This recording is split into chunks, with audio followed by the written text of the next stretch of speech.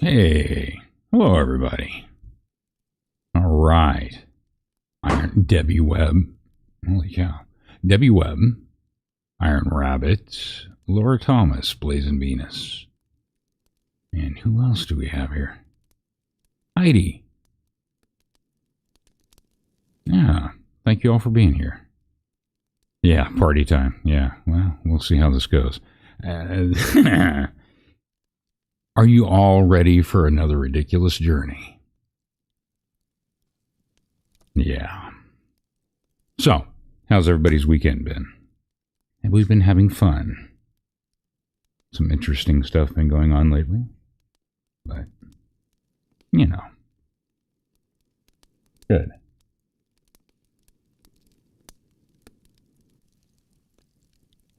All right. Well, I know Shizzy still got his thing going too, so. And I wasn't sure if Expert was going to be doing something or not, but that's all right. I'm just going to go ahead and read anyway. Anybody have anything fun and exciting to talk about first? Still going through 50 years of stuff. Yeah. Are you just getting rid of stuff, Rabbit, or what are you? Are you moving, or what? Took your advice. Yeah, that's a good idea. Yeah, you might want to run and get some type of numbing agent now. Pill form, alcohol, whatever it is. I have a feeling this might be a little rough. So, the more intoxicated you are, the funnier this is going to sound. If that's your thing. I, on the other hand,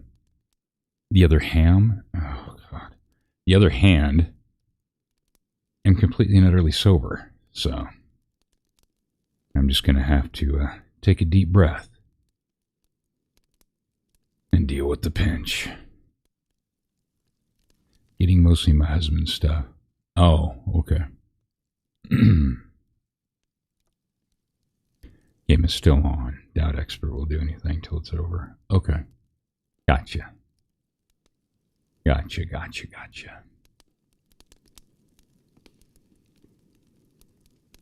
All right. Well, if you're ready, we might as well go ahead and just get the show on the road. So, as you'll remember last time, we went through our little story there about bogies and the Lord of the Ring parody. This is going to be our little prequel, kind of like what they did with the movies. And this is going to be about wobbits. And some of the names and stuff have changed, but we're just going to go with it. What is that, Debbie? Are you watching? Oh, Badgers or Packers. Okay, so, as per usual, you guys can just listen along and sit there and BS with each other. When we go to take a break, then I'll probably pay attention. Until then, I'm just going to be your guide on this ride of pain.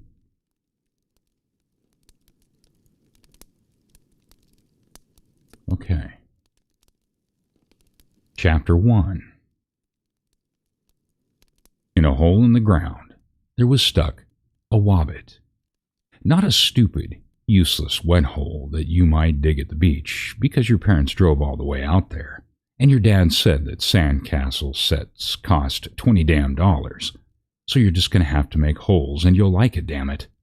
Or yet a desperate, useful, dry hole you might dig 28 years later at the same beach because you were trying to get your dad to respect your career choices.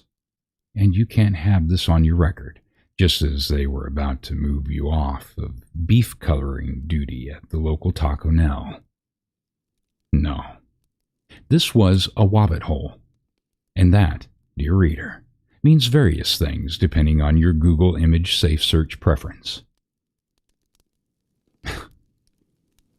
The hole had a perfectly round door, like a donut, glazed like a donut, with a smaller, half-eaten jelly donut stuck in the exact middle.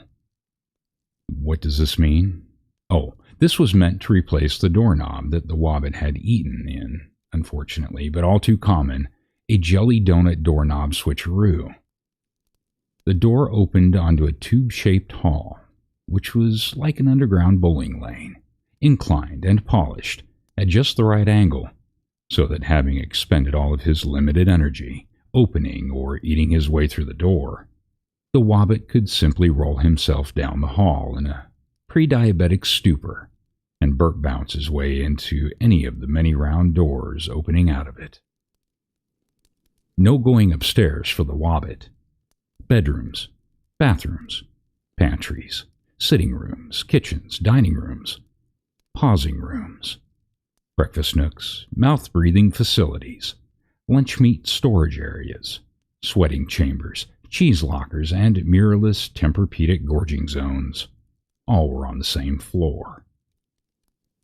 Floors was, in fact, an utterly meaningless term in Woolbottabad, ever since the city council outlawed stairs for implying an impractical amount of effort, and escalators for basically being passive-aggressive stairs. Now, this Wobbit was a very stuck Wobbit, and his name was Billy Bagboy. The Bagboys had lived in the neighborhood of Woolbottabad for longer than anyone could remember, while steadfastly retaining the shortest lifespans of any other neighbors.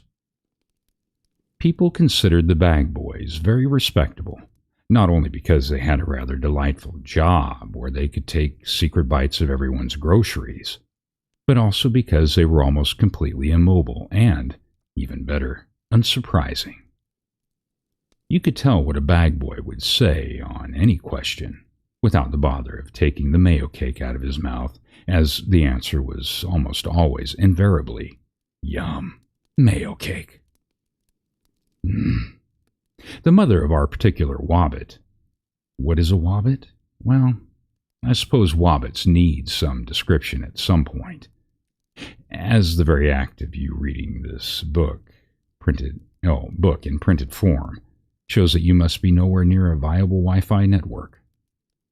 Whatever.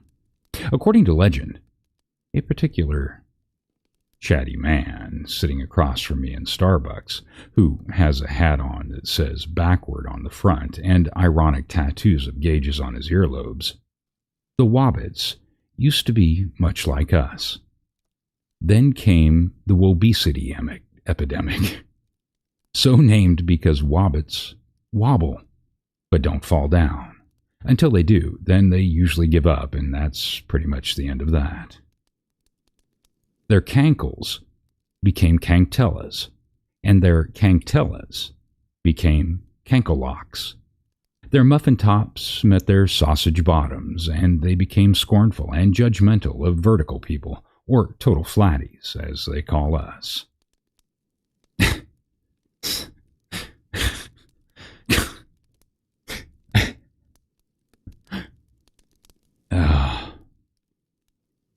All right. Wobbits have no beards, but they have hair everywhere else on their bodies because Gillette's combination razor blade back scratcher can only reach so far. They wear no shoes since their Crocs melded with their feet. There is little or no magic about Wobbits, except the ordinary gastrointestinal sort, which helps them to digest the bones of various fish, birds, and marsupials that periodically hopped in from the wild, seeking a zoo. Basically, what I'm trying to say is that these guys are really, really fat. As I was explaining, the mother of this Wobbit, of Billy Bagboy that is, was the famous Instadonogram, one of the three remarkable daughters of the old Telegram, head of the Wobbits who lived across the street, a distance which seemed just significant enough to call a different town and be done with it.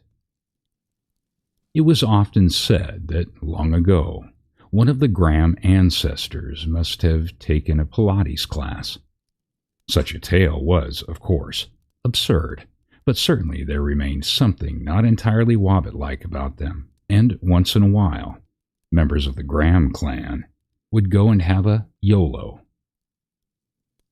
They discreetly disappeared, and the family ignored their hashtags, but the fact remained that the Grahams were not as respectable as the Bag Boys, though they undoubtedly got more likes. Oh my God.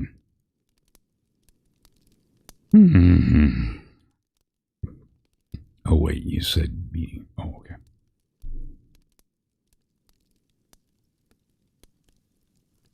So it happened that one fateful morning, which is really more like fateful 1:30 p.m. in Wobotabad, Billy Bagboy was stuck in the donut door of his Wobbit hole. This happened just about exactly as often as one might expect, so every sensible Wobbit kept a pipe to smoke and a preheated Woburrito to munch on under his doormat as he waited for the cracking wood grain to finally give way.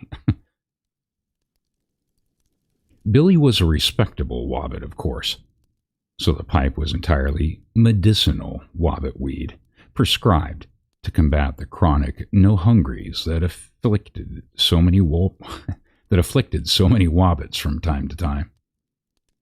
It was just then, as Billy was considering whether or not it was possible to take a bean and cheese and Wobbit weed hit through his Woburrito, that Dumbledaff came by. Dumbledaff, if you had heard only a quarter of what I've heard about him, and I've only made it through like half of the 4th book, you would be prepared for any sort of remarkable tale, literally any sort, as Dumbledaff was getting up there in years, and he tended to be a bit confused at times. However, all the unsuspecting Billy saw that morning was an old man with a staff. He was tall, thin, and very old, judging by the silver of his hair and beard, which were long enough to tuck into his belt. He was wearing a tall, pointed blue hat, long robes, a long gray cloak, a purple cloak that swept to the ground, a silver scarf over which his long white beard hung below his waist, and immense, high-heeled, buckled black boots. It was all simultaneously unoriginal and a bit confusing, but one thing was absolutely clear. This guy was pretty gay. "Hey, man," said Billy, and he meant it. Dumbledaff was a man, and hey was the least you could say to a person before they left you alone with your food. But Dumbledaff just looked at him from under his long bushy eyebrows and through his half-moon spectacles, and over the cat he had found on the street, from which he was currently trying to obtain spoilers for Season 4 of Downton Abbey. "What do you mean?" Dumbledaff said. "Do you wish to greet me or mean to identify me as a man of hay?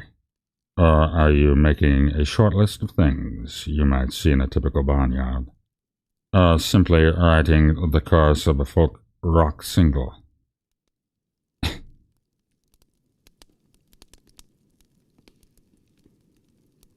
Billy had never in his life been accused of doing much of anything, much less 4 things, all of which sounded like a bit much. It didn't help that he had inhaled a good quantity of hardened cheese, which he now proceeded to choke on. Meanwhile, grumbling that he could never find the damn power button on these transformers, Dumbledaff tossed the cat into the air. As the laws of probability and surface area would dictate, the cat landed on Billy's stomach, dislodging the hulk of cheese onto the grass before him. "Very pretty," said Dumbledaff. "But I don't have time to trade cheese this morning. I am looking to share with someone in a YOLO that I am arranging, and it is very difficult to find anyone. Even my grinder spell came up empty." "I should think so in these parts. We are plain fat folk. We don't want a photo, and we certainly don't want any YOLOs. Nasty, unpleasant things. somewhere between a carpe diem and don't give a fuck, with half of the intelligence of the former and twice the effort of the latter. I can't see what anyone sees in them, said our Mr. Bagboy, and with a giant bite of his wool burrito, he managed to snap himself out of the door frame. He went on trying to put his door back up, pretending to take no more notice of the old man, which would have been easier if Dumbledaff had not taken an extreme interest in licking the back of Billy's head. Ah, just as I suspected. You're a wizard, Harry. I am not. My name is Billy Bagboy, and I am a wobbit. Is that so? Looking puzzled, Dumbledaff spat out Billy's hair and began to chew on his own beard. Trichotillomania. A look of delight broke out on his face. Just as I suspected. I am a wizard, Harry. I wonder what type of wand I will get. Whatever. Billy had quite enough of this by now. Sorry, I don't want any YOLOs or your hair tastings. I just remembered I left the oven on and the microwave and stove off, which is a problem because now I won't have any pancakes to go with my pot roast and popcorn. So goodbye, and you and 12 of your closest friends should all come gorge yourselves at my home sometime soon. Billy didn't mean this last part of this, of course. It was only polite in Wobbit society to propose a gorging whenever one ends a conversation. With that, he pulled the door shut, passed out, and rolled down the hallway in a trail of his own sweat. Dumbledaff, in the meantime, was standing outside the door and laughing long but quietly. Then he ran full speed at the door, leaving a symbolic lightning bolt crack in the door and a non-symbolic, amorphous bloody smear on his forehead. He picked himself up, and muttering something about improper fractions, limped slowly away in search of somewhere else to be a wizard. Jesus.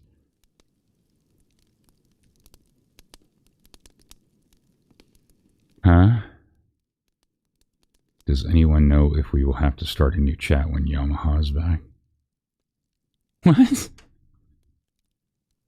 Are you hearing me? Am I not? What? Wait a minute. I'm still going, aren't I?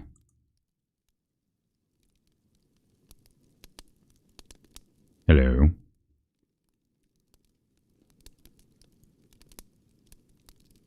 Or am I just reading to myself again? Yes, you can hear me. Okay. Screw my twin. I don't care about him.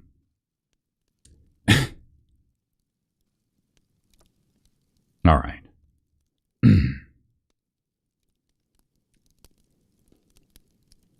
Oh, I did blip out for a second? Oh.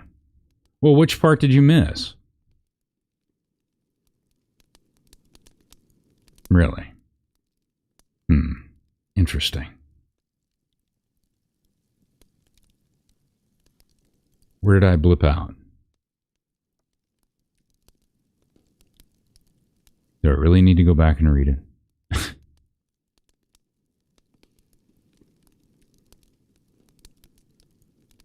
Where was I? Huh.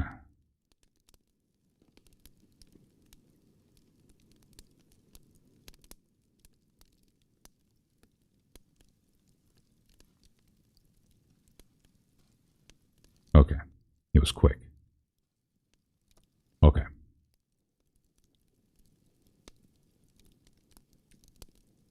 The next day, Billy had almost forgotten about Dumbledaff. A short-term memory loss is a common complication of type 2 diabetes. He spent the whole day building a bird feeder that would feed him birds at the exact rate of his ability to swallow those birds, and he had almost gotten the calibration right when there was a tremendous knock at the door. Remembering Dumbledaff, he quickly ate 3 more crows and ran to the entrance, stopping only 3 times along the way to catch his breath. "I'm sorry to keep you waiting," he was going to say, But instead he blurted out, black person, and quickly closed the door and locked it. Of course, this was the same door that Billy had broken the hinges off of the previous day, so his visitor had very little trouble removing it and putting it aside. He was a little person with a blue beard tucked into a golden belt, very bright eyes, about so tall, and other things that set him apart from everybody else in Middle Earth? Or Whittle Earth? I don't know. Did I mention he was short? Also, right now, he was angry. And that was just right now, so you mustn't take that as a permanent character trait or some sort of universal thing for people like him. "Excuse me?" said the little otherwise unremarkable person. "I'm sorry," stammered Billy. I just meant I was expecting..." "Ooh, who? A white man?" "Yes. No, a wizard. Like a big, tall, impressive..." "Grand?" "Yes, like a big, grand wizard, I mean." Jesus. Billy had put his foot firmly in his mouth, which served the double purpose of shutting him up and allowing him to finally eat that last pickled chicken foot he had been saving. Luckily, at that moment, another little person appeared at the door. He looked like the first one. I mean, not exactly alike. I can definitely tell them apart. "What's the matter, Drawlin?" "Well, Ballin, it seems our host may not have been expecting people like us." Ballin looked at Billy. Ballin looked at Billy's panicked face and sighed. "We've talked about this, Drawlin. He's just the product of a literary tradition that has systematically reduced the idea of a racial other to a fantastic categorical enemy." Jesus. All I'm saying is, it wasn't the system that locked the door as soon as he saw who was knocking. The two little people stepped inside and made their way to the dining room as they continued this discussion, which is totally worthwhile dialogue to have, and I'm not switching focus just because I'm uncomfortable. Billy swallowed his foot and watched them walk away, completely at a loss over what to do and whether or not to ask if his two guests were related. He was about to slip out the door and give up on his hole entirely when another set of visitors appeared in his way. These two were clearly brothers. "What can I do for you, my regular colored little people?" he said with a visible relief. "Feely, at your service," said one. "Nothing," said the other, because he was a Kiwi, an indigenous flightless bird of New Zealand. "At yours and your family's," replied Billy, remembering his Anglo-Saxon manners this time. "Drawlin and Ballin are here already, I see," said Feely. "Let us join the gang." "Gang?" thought Billy as he speed-dialed the police and then hung up because he didn't want to be that guy. However, he was also upset about what the additional number of visitors implied. "I'm sure there won't be any more of them," he said out loud, and satisfied that this statement would not be comically undercut in a few seconds, he put his door back up and turned to join the little people. When, ding-dong, his bell rang again. Sounds like 4 more, said Philly. "Besides, I saw them coming along behind us in the distance. I have keen eyesight."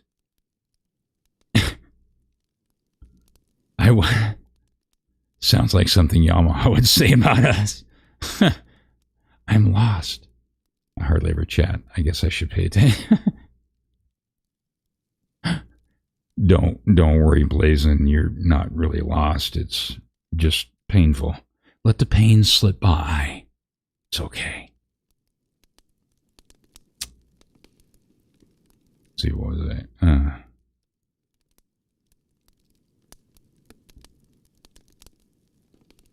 Hey, Wendy. How you doing? Thanks for coming by. Oh. All right. Where was I? Oh, the bell rang. And he's not again. "Oh, I'm a southern brown Kiwi," implied the Kiwi. It was not 4 after all. It was 5. Billy had hardly stopped wondering if kiwis were edible before all 5 of them were inside. Hori, Slory, and Courtney were the names of the first 3, all sisters, and Billy was immediately both aroused and then angry at them for existing. Loin and Groin were the second 2, and oh boy, if you think their names are funny, just wait until they say something really sexual. Many a Whittle-Earth song tells of an ancient prophecy that one day these 2 little people will say the funniest, most sexual thing of all time. "Hello," said Loin and Groin, but that wasn't it. Loin, Groin, Hori, Slory, Courtney, and Hori, Slory, and Courtney's camera crew all made their way to Billy's dining room, which he had luckily just expanded into his snacking parlor, so there was ample room for the growing party.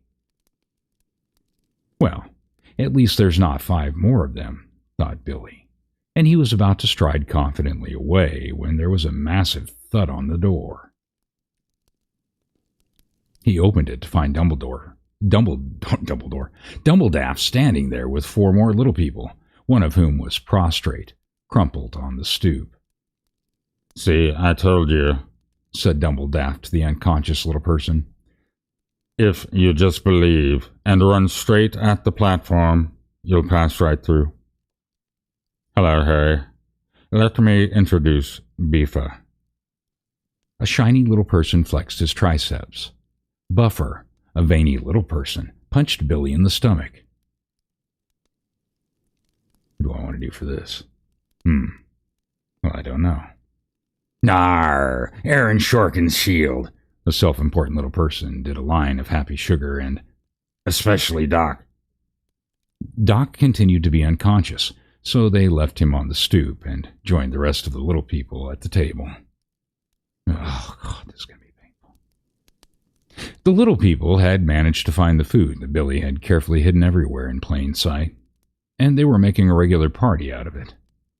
Aaron Sorkinshield offered some of his special writing powder to everyone, but Hori, Slory, and Courtney promised him that they were already dancing with Miley.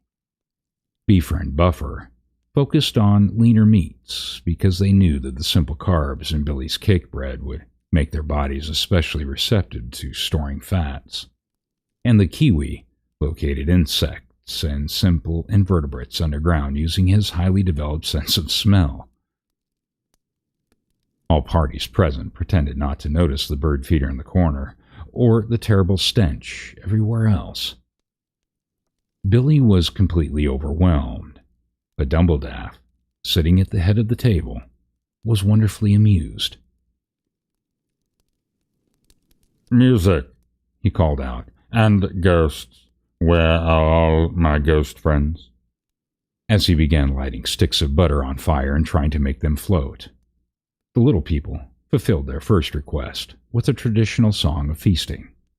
And as everyone knows, I'm not going to sing, but I'll read it to you. Show up half an hour late. Demand your food be gluten-free. That's what everybody hates when you're a guest at their party. Tell a bunch of inside jokes that only half the people get. Say you'd pay, but you're too broke. That'll make your poor host fret. So show up half an hour late, because that's what everybody hates.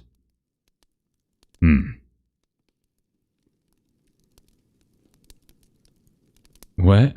What did I do now? I'm just reading. This is all your fault. Remember that. This is what you wanted. All right. Let's see. Oh.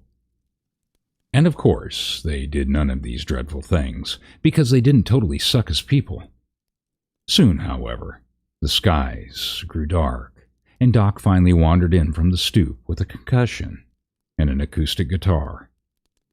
Doc, well, he did kind of suck as a person, so he began to play, and everybody at the party was forced to listen to his mediocre strumming. When it became clear that he wasn't going to stop any time soon, the little people made the best of it and sang a deeply meaningful song of ancient loss and profound pain. Because maybe you're going to be the one that saves me. And after all, you're my Wonderwall. Said maybe, you're going to be the one that saves me. Saves me. And I have no idea what that song is in reference to. As they sang, the Wobbits felt the magic of 90s Britpop moving through him, a plaintive and nostalgic sort of music that bonded everyone in Whittle Earth together. Then something Gramish woke up inside him, and he wished to see the great mountains, and applied just the right filter to them, and then spend the next 30 to 40 minutes trying to find enough service for the page to load, so he could see whether or not people he had met once or twice were appreciating just how much he was appreciating the simple beauty of the natural world. Suddenly, the microwave let out a great beep, and his nightly ground beef pie with Pop-Tart crust was ready, and very quickly he was once again plain Billy Bagboy with a rumble in his stomach and a family history of apathetic heart syndrome. "Hush," said Dumbledore, as Doc's head trauma caught up to him and he began to punch the guitar with his fist. "Let Shorkenshield speak." And this was Shield's cold open. "Aye, a poet once rhymed, as if it matters how a man is toppled and seen. Well, if you want to stand on your own toes and call yourselves giants, take advantage of the First Amendment." What? This poem makes no sense. Ask yourself this. Do I have the Yahweh disease? It's not the greatest worth in the world, Sensei. That's not what I say. Child, this is war country. You have some of my focus. You have the least proportion, and the depressing callback to the time when two great worths raced each other into space. We're reaching for the ceiling, acting like people. We aspired to the opposite of stupidity. We didn't do the opposite of enlarge it. It didn't make us feel the opposite of furior. Jesus. As we did in the time when our looking organs looked toward the weapons, and with super-extended phalanges, we touched the face of Buddha. Let me say a thing. You wants to know a fact. You know what's pretty neat. I am God, and can't grasp the facts. 1 trillion yen is pretty neat. None of that made any friggin' sense. These people are high. This was Shield's veritable style. He was, if nothing else, an important little person. If he had been allowed, he would probably have gone on like this until he was out of breath, or they killed him, without properly inventing any new characters since the early 2000s. But he was rudely interrupted. Poor Billy couldn't bear it any longer, and he began to feel a shriek coming up inside him. Sometimes there are flaws in the way you write female characters, he called out over and over again as he wobbled to the floor. And that was all he could get out of him for a good long time. What? They were concerned it might be a seizure, but Doc assured them that it was only a diabetic seizure. And that in his professional medical opinion,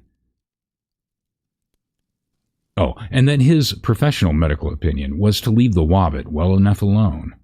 So they rolled Billy into his diabetic seizure nook and left him well enough alone, forgetting for a moment that Doc had suffered a moderate to severe brain injury and was therefore giving his professional medical opinion based solely on context clues, rather than professional medical training of any sort.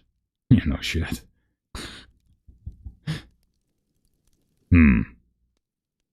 "Excitable little feller," said Dumbledore. "And why am I surrounded by tiny half-giants?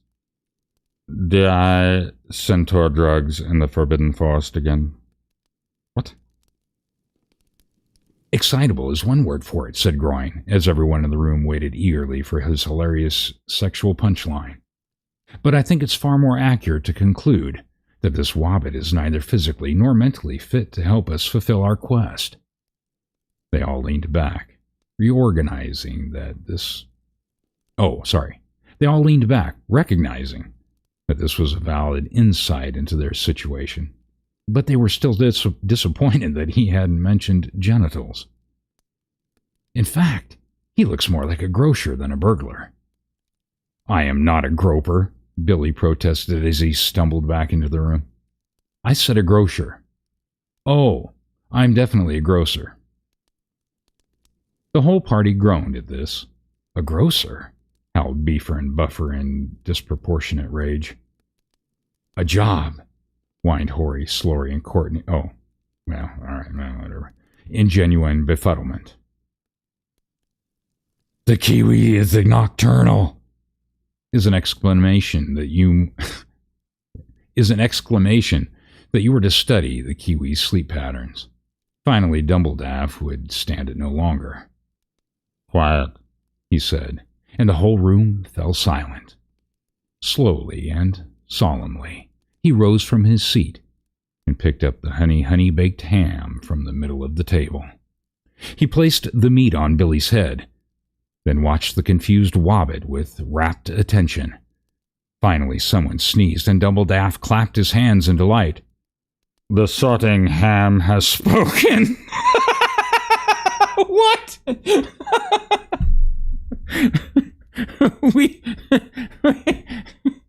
The sorting ham. Oh my god. The sorting ham has spoken. We have our burglar. Oh my god. Oh, that's retarded. No one could argue with this because no one really understood what had happened. Yeah. Plus, Billy had the traditional lightning bolt bark on his door, which everyone in Whittle Earth knew meant either burglar looking for work or kite-flying aficionado looking for his keys. So before Billy could get over the shock of being betrayed by a meat that he had so much respect for, Dumbledaff laid out a map, and Sorkinshield began laying out the entire exposition. As you can guess, his speech took many hours and used many stirring invocations and made everyone feel more intelligent just to have heard it and understood most of it. But in the end, it boiled down to this. Your name is Puff the Magic Dragon. Oh, huh. Hello. Your name is Puff the Magic Dragon. You took my mountain. Prepare to die.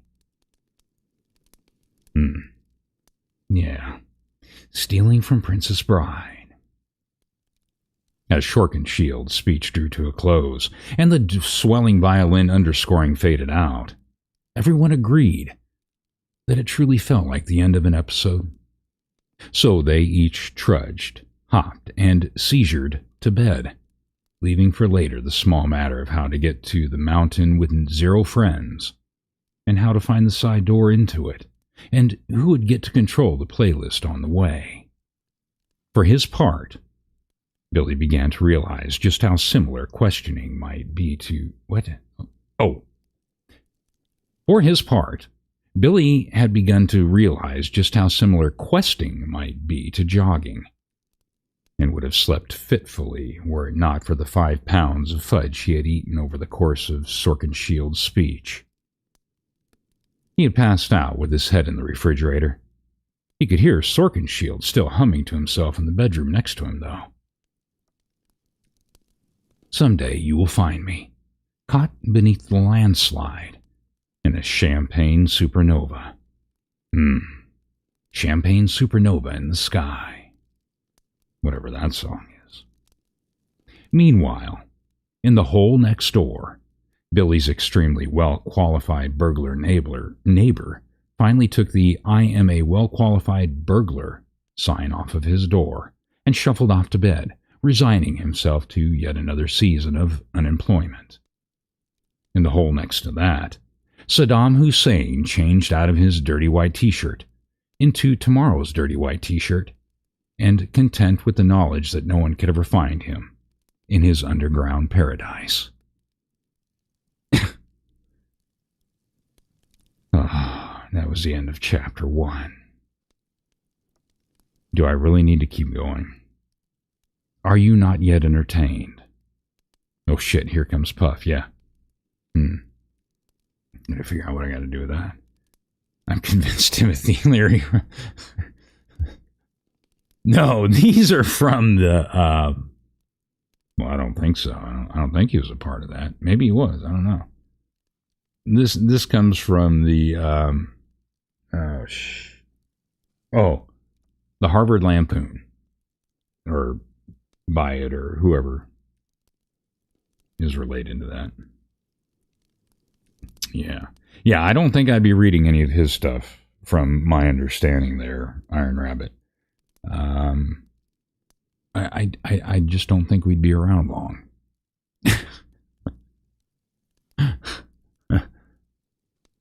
Oh, this is so ridiculous.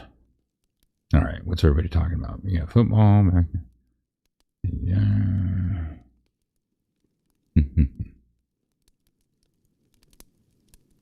Wow. Oh, Gutter's Pub. Hello. Anybody else? D. Robertson. Hey. Welcome into the fun. Yeah, so we're on another ridiculous journey. One dragon is enough, yeah, right? I just don't understand why they pick on dragons so much.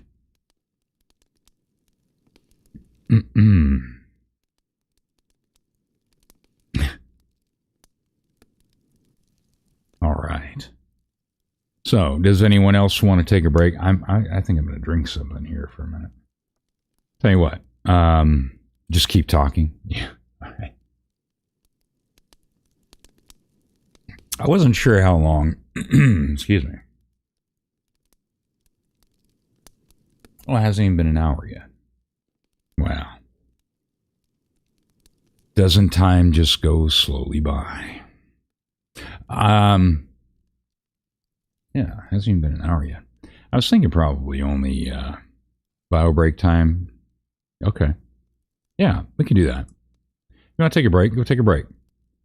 I'll put you on a pause and get something to drink. Go do your thing. Empty out your bladders. Stand on your head. Or drink some more painkiller. And then we'll come back. And we'll continue on with chapter 2. If you really want to. All right. I'll see you in a few.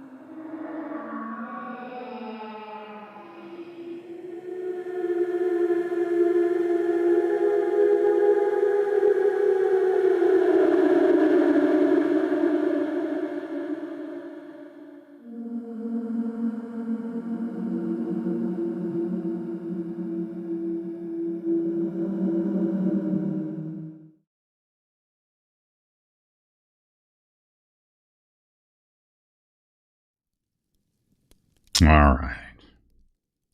Well, let's go back here. Let me see what we got. What do we have here? Yeah. Gutter's Pub. You're so funny. Yeah, I'm trying to keep in mind what I believe that Gutter's Pub has told me before. And same with Miami Spice. And that was to the effect of, it doesn't really matter what you read, as long as you read and just keep talking. So, I'm trying to keep that in my mind, and hopefully the pain won't be so bad. Drinking water tonight. Oh, good. Yeah.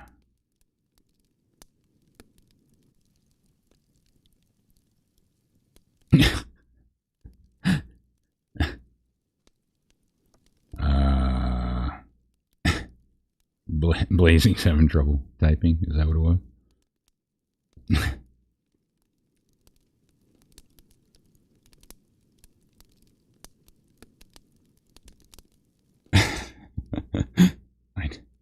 And then retype lots.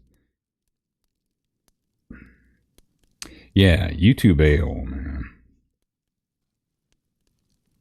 Yeah, they've gone through, and it's not necessarily the channel owner, because some people just don't care, but yeah, YouTube does their own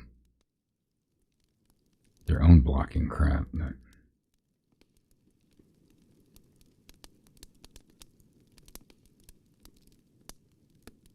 tell us something good. Tell us something good. Well, I think judging whether or not this is good is going to be left up to you. I'm trying to sell it, but I don't know. This is a hard sell.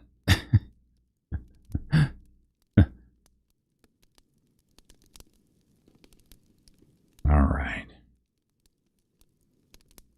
What? What kicked you? You got kicked out of the stream, Rabbit? Out of this stream? Out of mine? Or somebody else's?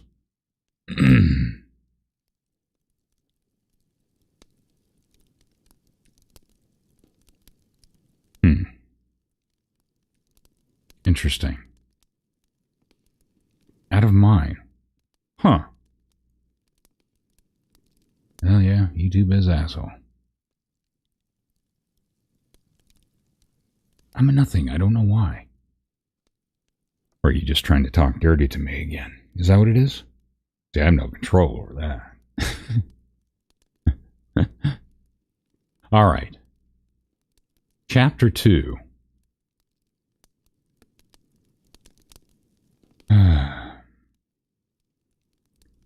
Billy awoke from his slumber, as he always did, with an acute chest pain and choking on his own drool.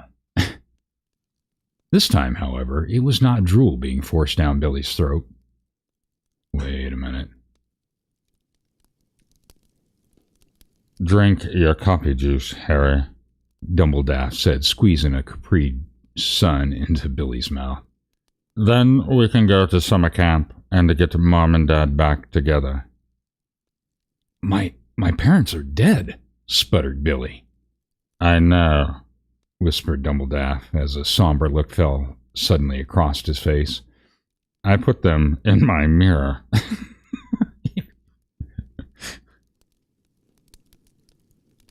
As the deflated wizard went off to cheer himself up by folding his Capri Sun into a tiny cell phone, Billy prepared to roll himself out of bed and into his waffle lab.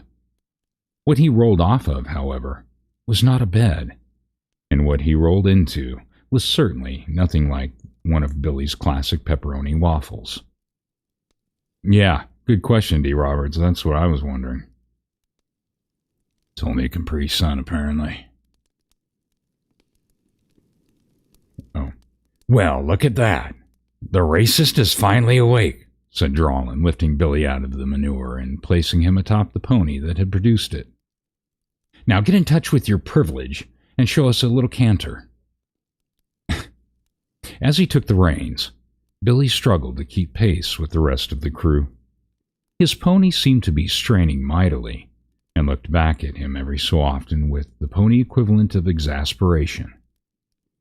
Billy misinterpreted this as hunger, and after licking the pony a few times to see if he might kill two birds with one meal, decided to ask the rest of the party, "Might we stop and get something to eat before we reach the forest of metaphorical importance?" he pleaded. Beefer and Buffer laughed heartily at this suggestion. "Looks like somebody forgot his egg whites and supplemental amino acid complex this morning," jeered Beefer, and Buffer punched Billy in the face to accentuate the point. Billy's spirit and nose broken, he mentioned food no more for the next several minutes. Besides, he thought, being hungry and miserable is what a YOLO is all about. Let me not forget. Once the crew had thoroughly left Wobotabad behind, they stopped in a valley with a nearby stream to rest one final time before they entered the forest. Everyone dismounted, and it was then that they noticed that Dumbledaff had never come back from the game of hide and leave for a couple of days they had played on the road to pass time. This concerned Aaron Shorkenshield very much, especially because it was just before he disappeared. He had seen Dumbledaff poking an earthworm and muttering to himself that all the secrets must have gotten loose again. Thankfully, these worries did not faze some of the more carefree little people. Horry, Slory, and Courtney, for example, stayed busy uploading selfies of themselves, frolicking in the grass, and the paparazzi, springing out of the ground like dandelions, snapped pictures of the girls, snapping pictures of themselves. The flashing of the camera bulbs amused the Kiwi, annoyed Philly, and set Doc into an epileptic fit that everyone else laughed off. Ballin and Drawlin fell into a debate about the politics of respectability and the implication of Horry's relationship with their cousin Kanye, a bona fide hero of Southside Whittle Earth, known for his fiery outbursts. Beefer and Buffer bench-pressed the ponies, while Billy closed his eyes and tried to imagine that YOLOs were no more threatening than his usual breakfast cereal, sugar and delicious grizzly bears cooked with chocolate milk and maybe a little bacon grease. Oh, Jesus. Billy was jolted out of the silent reverie by the abrupt appearance of Sorkenshield next to him. "Aye, have you signed the thing?" "The thing? "It's nothing." The thing is nothing? "The contract is nothing." Wait, what contract?" "Aye, the contract, the thing." Jesus. "The thing you need me to sign?" "Aye, that's the thing." Sorkenshield turned off sharply to the right, and Billy found himself holding a small stack of papers in his hand. These were the conditions of his employment, and they went like this. All aforementioned treasure, including all Academy Awards, Golden Globes, Kids' Choice Awards, enthusiastic Rolling Stone reviews, and any other valuables are upon discovery declared sole property of Aaron Sorkenshield and to be distributed at his direction. Any withholding of burglary or unintentional failing to mention of any such treasures by Billy Bagboy will result in immediate expulsion from the party, forfeit of any and all profits earned, and an extremely long monologue, an excerpt of which is below. The monologue that followed was extensive and cruel, but it was also bitingly clever, with plenty of quotable material suitable for posters or GIF sets. GIFs. I forget how to pronounce that. Whatever. Unfortunately, Billy was more or less illiterate, as Wobbits considered being able to read a rather dangerous step on the road to being able to read nutritious facts. He was, however, very pleased to see Billy Bagboy written in such big, impressive letters, and tore out the bits that contained his name while feeding the rest to his pony. After one more check of their supplies, and one last holler of "Ollie Ollie Oxenfree," in hopes that it would draw out Dumbledaff, the crew set out to travel through the night, more than a bit discouraged by the disappearance of the one person who had any real abilities. The rowdy band journeyed far as the sun grew low. They passed through the loin lands. Oh, the loins. Jesus. They went through the loins. They passed through the lone lands where the people had been crushed by massive, inescapable graduate school debt and took to eating their degrees before eating one another. They passed the Jersey Shore, Beverly Hills, and other wicked places that goodness dare not touch. They told many a joke and riddle to lighten the mood as the weather worsened and the sky grew dark. Kiwi told a particularly hilarious and clever one that had the whole company laughing for almost an hour, though the bird had intended it as a mating call. Jesus, this is rough.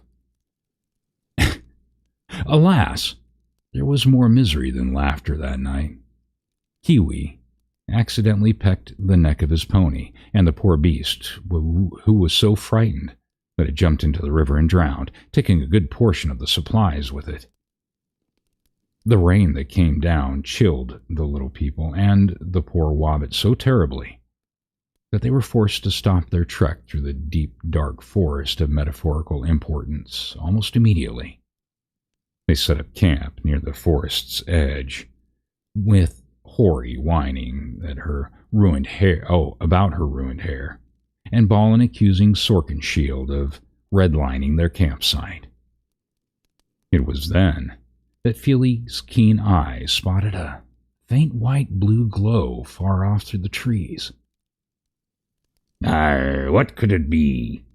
queried Sorkenshield as he quickly began brainstorming thematic points that the faint light could hammer home. All of the little people put forward their best guesses. Perhaps it was the camp of a non-threatening creature like the orcs who don't appear in this book, or film critics. Perhaps it was a spotlight, destined to shine on Hoary, Slory, and Courtney, so they could film their new show. So they could film their new slow-paced reality show. Slory and Courtney take a Dramamine. But Sorkenshield was sure it was a deadly enemy and did not want to risk any of them running into more trouble. That is, until he noticed the shivering Wobbit standing completely stationary behind a tree. Billy, my boy, the time has come for you to truly YOLO," Sorkenshield said. "I suggest you pick up a weapon and stand a post. Either way, I don't give a damn what you think you are entitled to." "I get a weapon?" asked Billy. Oh, no. That's just an expression. Your incredible burglaring skills, and you've shown no evidence of that so far, will surely suffice. Am I mistaken? Aaron, look what just flashed at me. No. Apparently it's a shizzy raid. Well, welcome everyone. All right. Before we get on to that part. Let's see. Where was I? Okay.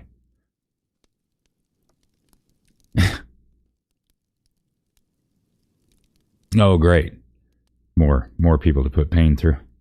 Or through pain. Whatever. Sir Frank Otter. How you doing? Me raid. Shizzy. What's going on, man? It's a pretty funny show, dude. Thanks for being here. And for raiding me. Who's bringing the pickles and wands? Yeah.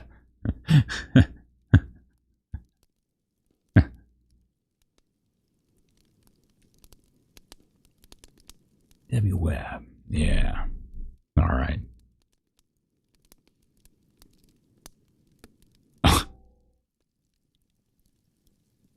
So be Lisbeth 21 Slytherin fan. Well, hold on to your hat. This has got some leanings towards the Harry Potter thingy in there. Hello. Welcome. Put us through pain. You're mistaken. There's been no name. Yeah, there has been no named no-nos tonight. Yeah, so far. We'll see how this goes. Yeah, thank you. Appreciate that. Taz. Oh, you're having connections on your end? Okay. Yeah, apparently there have been some other issues going on. Rabbit's been kicked out. YouTube's not liking Rabbit tonight. I don't know why she's been kicked out. Yeah, it was a good show, Shizzy. That's funny.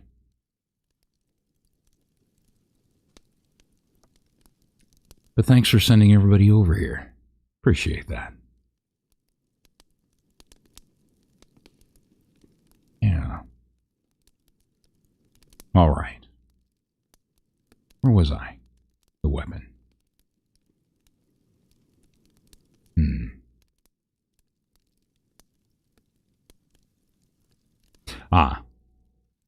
Aaron looked at the rest of his crew for support.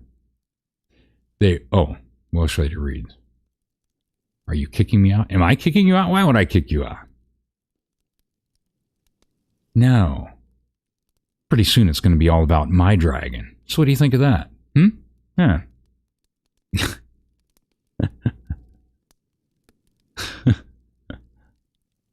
Well, not really my dragon, but whatever. Okay. Where'd I go?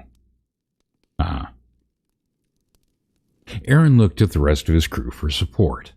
They were called supporting actors for a reason. All nodded vigorously and added murmurs of, "Oh yes, surely it is just a few film critics. And I'd go myself, Billy, but I have recently become blind." So with that, Billy Bagboy set off over the river and through the woods to check it out himself. Attaboy, Billy. If you run into anything dangerous, just scream like a scared little fat man, Shork and Shield called after him. Wandering up the hill amongst the trees, Billy approached the white-blue glow. He stumbled and made quite the commotion, being not all that used to moving, but the glow never went out or faded, and was soon joined by a maniac clicking, or a maniacal clicking, maniac, whatever, a crazy clicking. It was like the chorus of 100 Beatles wearing tap shoes and trying unsuccessfully to choreograph a routine to "Who Let the Balrogs Out?" The sound made Billy dizzy. Soon, he was right outside of the clearing. He peered in and clutched his neck in fat horror. Clutched his neck fat in horror. Jesus. Trolls.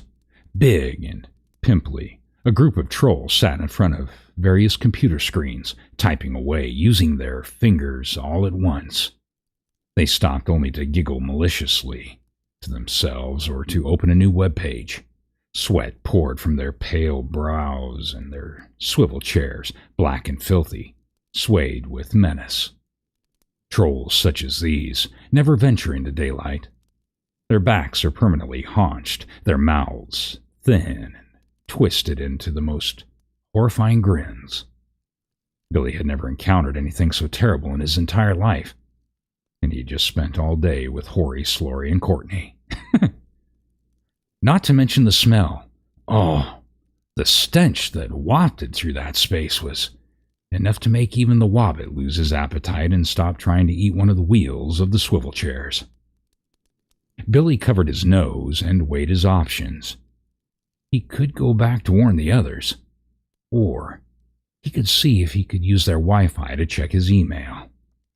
But before the Wobbit could formulate a proper plan, one of the trolls up and spoke. I think I should do it in that voice, too. I don't know. "Dire creep shots, it's back. said the troll, prompting murmurs of approval from the others as they intensified the speed of their typing. What else rhymes with wetback? Mused a second troll, who now was scrolling down an infinitely long page with his curled fingernails. How about lazy wetback? That's offensive, blurted out Billy, unable to contain himself. Suddenly he was drawn in by the troll's magic, and under their spell, he walked forward until he was out in the open, the leering trolls right before him. Well, if it isn't the PC police come to demonstrate how the New World Order shadow government wants to quash all original thought, said the first troll. The others looked up and stared at Billy with their yellow eyes. No, cried Billy, knowing he should ignore them, but finding it impossible. My name is Billy. Aye, Billy Bagboy of Wobatabad. Mother's maiden name is Graham, and social security number. Read a troll off his jailbroken smartphone screen. I just rolled you as a member of the Communist Party. And use your savings account to ship 4,000 pounds of cotton candy to the UN. No, this is nuts. There's something about... What? Something about whores. Yeah. What? What's wrong with Sir Frank? Oh. Feeling a bit sore today. Yeah. Oh, this is ridiculous. All right. Where was I? Oh, and I have no idea how to figure out this guy's name. He's got it in a weird scrawl. I'm just going to call him Labia.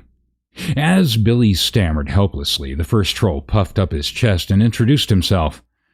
I am Labia, king of the subreddit for hints involving one or more deep-sea creatures, said the first troll. His face, illuminated by the computer screen, was plump and ever so slightly green. The second troll swiveled around to face Billy as well.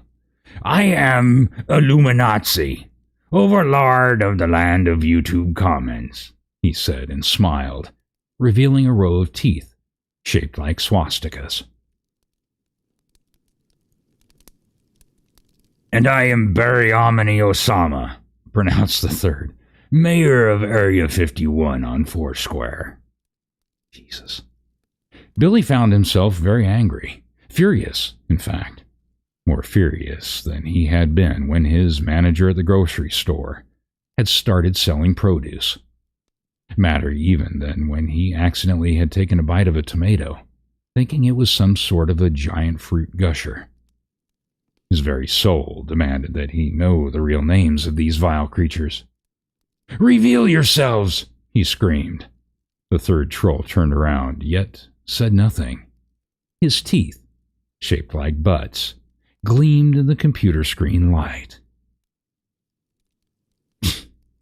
"How can you possibly think Jesus was a reptilian?"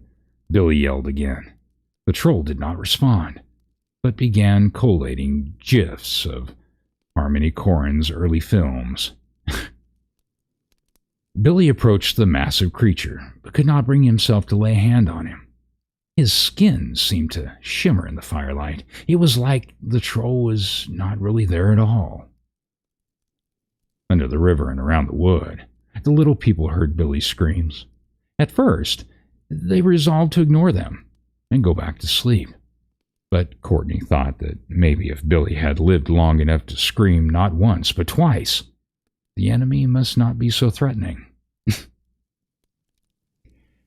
any case," she said, "you guys are boring me. I did not sign a contract allowing people to watch me sleep on a webcam every night, just to sleep on the ground with a bunch of losers." So she started up the hill and, after much thought, had a couple of minor strokes, suffered by the... What? Oh, and thought. And a couple of minor strokes, suffered by Doc. The rest of the crew followed. Whatever. "You're a coward," Billy screamed at the troll. The troll, now satisfied with his outrage, turned to face the tiny wobbit. Aye, that may be true, he said, but you're a grocer who has no business being on a YOLO in the first place. Also, John Stewart is a war criminal. Billy's anger immediately faded, and a dark, soul-crushing depression seeped into him like water rushing into a gorge. The troll is right, thought Billy. I'm not fit for YOLO. I'm not fit for anything. No one cares about me. I was sent up here by my own crew to die. They'd be better off without me. Aye, so why don't you just go out with them, said Labia, reading Billy's mind by designing an algorithm to analyze and predict the future Google searches of Billy. Billy sniffled. The third troll gestured to flames and tossed Billy some rope and a large spit. Billy wept as he sat down on the ground and began to tie himself up. Jesus, my God. This is so dumb. Oh my God. You thought the other adventure was painful. Wow. Okay. All right, so Billy began to tie himself up. It's better this way, thought Billy. He put a gag in his mouth and tied his hands together tightly. I will YOLO no more. By the time Billy had finished tying himself up, the little people were gathered around the troll's clearing. Trolls, whispered Sorkin Shield to his frightened crew. What an unexpected twist. Aaron, Sorkin Shield, yelled Labia into the night. It's a loud Labia.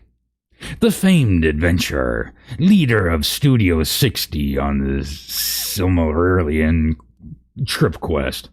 Or should I say the cancelled quest? Sorkin Shield's blood boiled, and before anyone could stop him, he stepped out into the open. How dare you!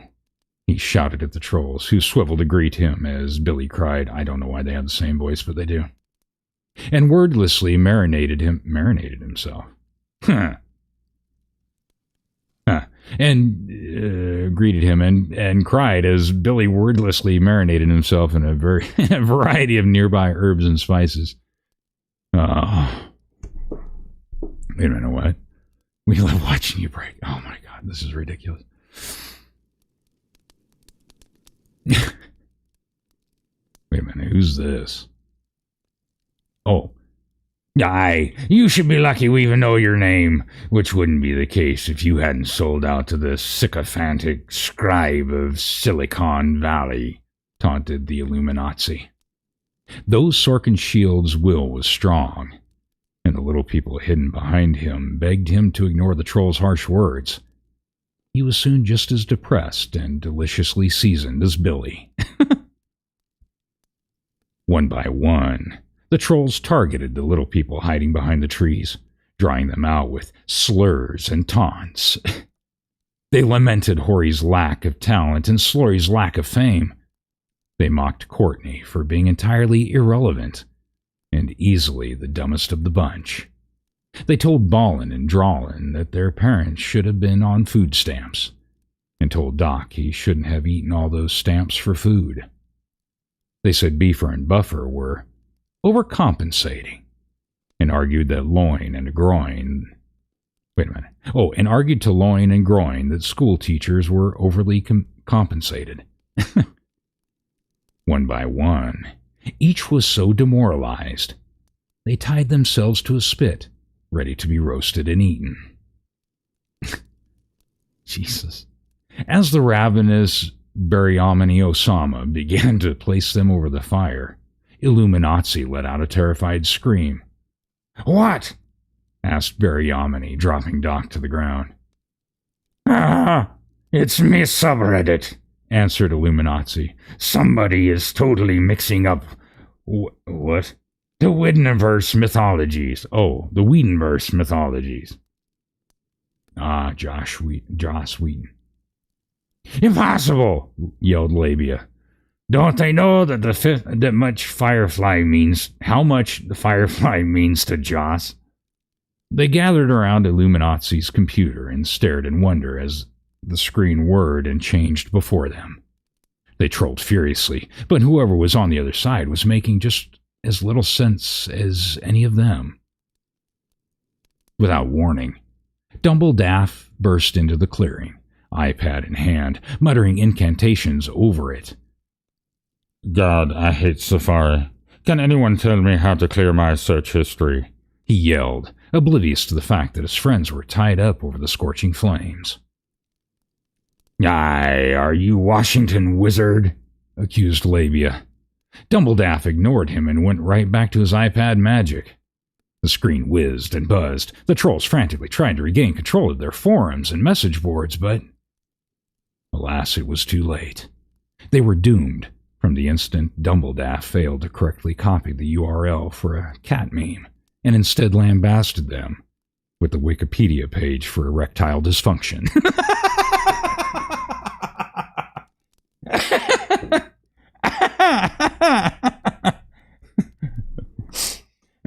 Oh, Jesus.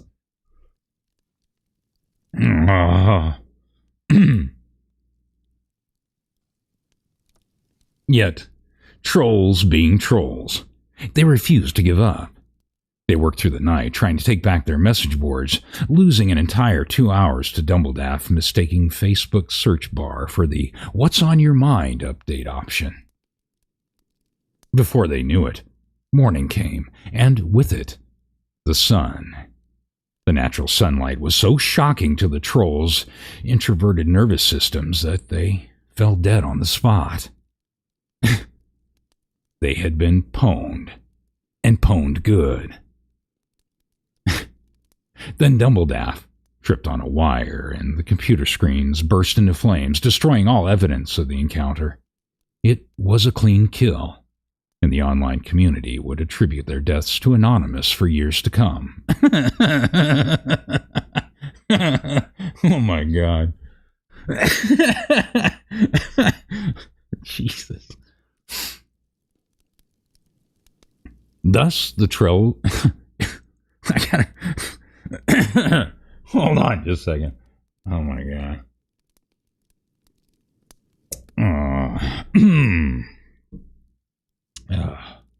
Thus, the troll's spell was broken. Billy and the little people again remembered their reasons to live. They untied themselves, grabbed a number of potentially very important swords that were lying on the ground, and circled around Dumbledaff, eager for answers. How did you know where to find us? How did you know how to defeat the trolls? And where did you go in the first place? But Sorkenshield quickly pushed to the front and silenced the group's clamoring. Enough questions, he said. From now on, I have one answer for you, and one answer only. Let Dumbledaff be Dumbledaff. And who is Dumbledaff? Asked Dumbledaff. Then he set his hair on fire and tossed it into the wind, grumbling that the stupid old bird never did anything for itself nowadays. Jesus.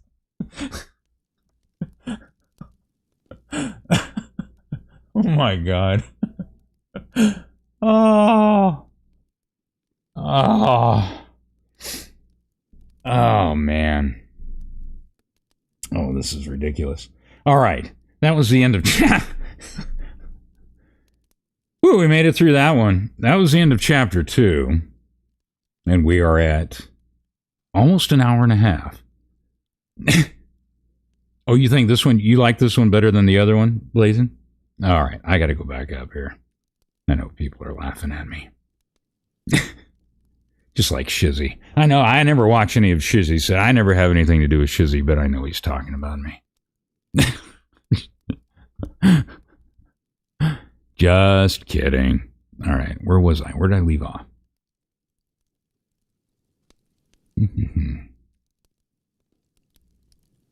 Story time, yeah.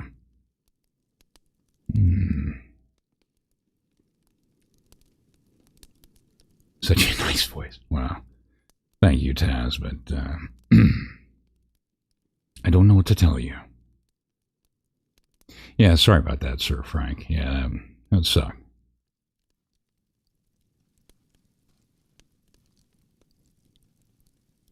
Wait a minute. Heidi had to restart her. Okay, she made it back. Okay.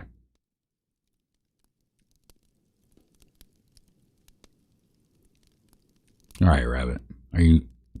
I'm assuming then that you're lying down. I'm just trying to play catch up here. Oh. Tell me he's going to say vulva. I have no idea. No idea.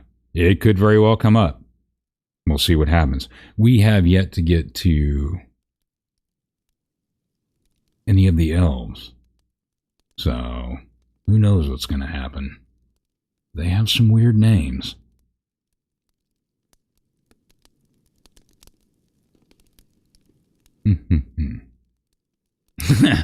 Love watching you break.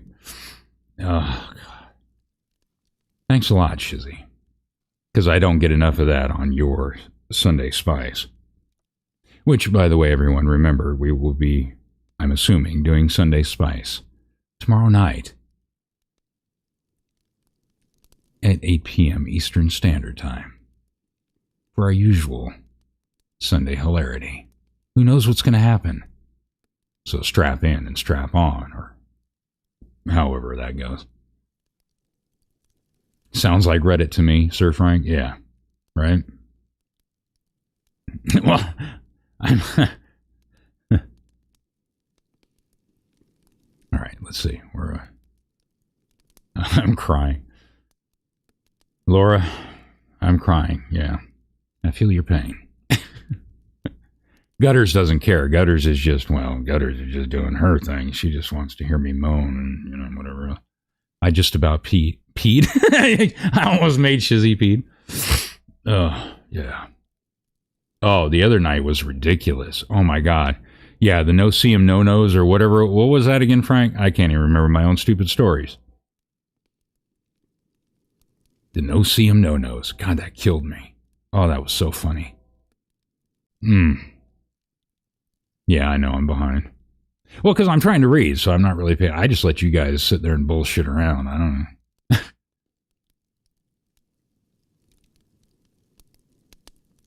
Let's see.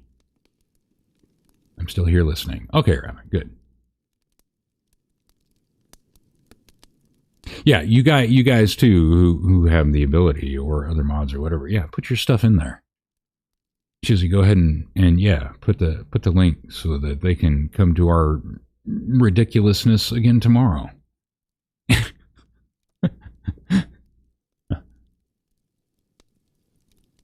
Yeah, because we're doing another one of Teresa's story, right? Yeah, we're doing another one of Teresa's stories. I forgot which chapter we left off on. I forget where we left off.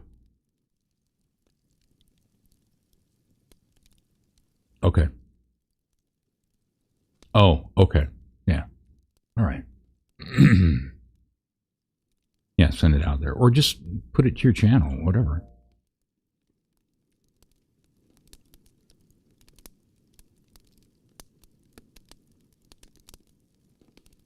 Shizzy's over here bragging about length again. Yeah.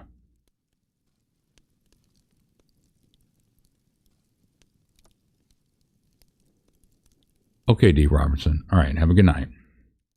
Now, here's the other question.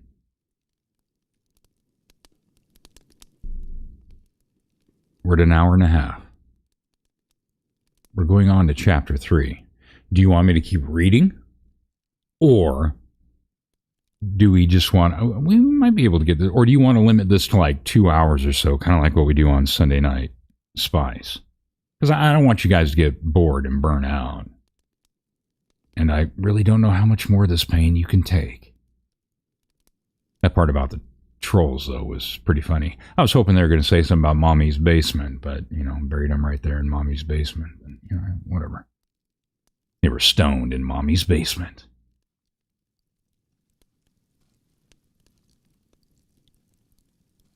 I truly believe that these stories are how Tolkien intended them to be. But then somewhere along the lines, they just lost sight of that. You talk sexy, we can go all night. I know. I tried to wear Gutter's Pub out, but that nearly 5-hour stream didn't even make a dent. Where'd you find... Enjoyed listening to your voice. Okay.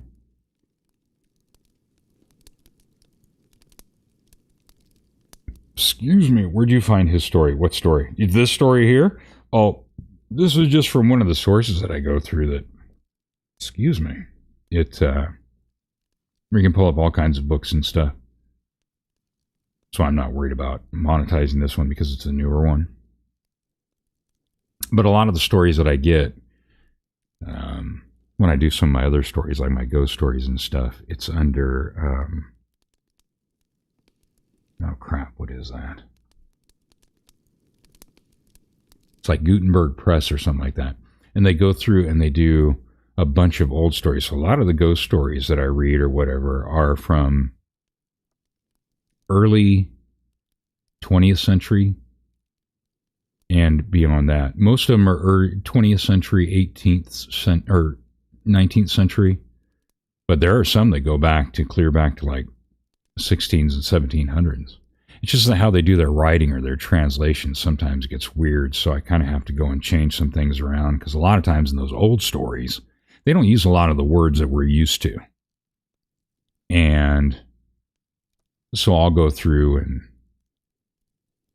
try and find words that are similar, use a thesaurus to make them more recognizable words. Because I'll be going along trying to read, which is much different. Even though I do cold reads on them, at least when I'm doing the recordings, I can stop and go back and edit. You guys have seen that when we've done those live reading and editing live story times. But on some of those, I'll be reading, and then all of a sudden, it's like hitting a brick wall, and I'm like, what the fuck is that? What the hell?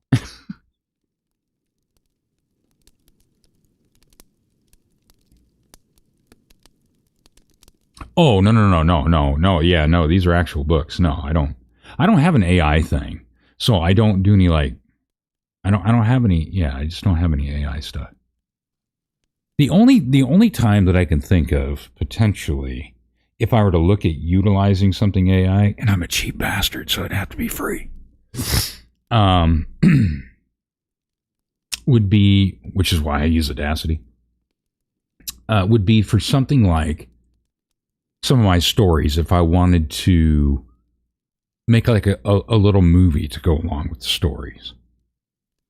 But outside of that, I just grab pictures from Camtasia or off of Google or, somewhere out on the internet, and then just collate them all together or whatever. But yeah, I don't have any AI stuff. So when you hear ridiculous voices or what have you, it's me. The only time it's different is if it has like that echo effect, or what is the other one, Shizzy? I can't remember. The echo effect or the reverb. Now I'll put that over my voice, like in some of the stories that you've heard. But no, when you hear my dumbass, it's me. All right. Okay, well, let's yeah, AI written, right. I know what you meant. No, they're not AI written. No. I just go through, and whatever happens to grab my attention, whatever seems of an interest, and for whatever reason, I just threw this out there thinking, well, this might be fun, this might be of an interest, and then all of you people goaded me into this, so this is really all your fault. Kind of like Sunday Night Spies. So we take no responsibility for that whatsoever. Oh, check my Discord. Well. All right. Let me see here.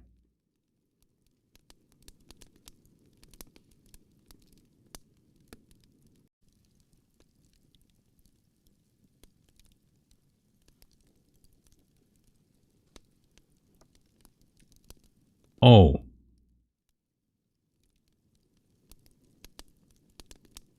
Yeah, I still...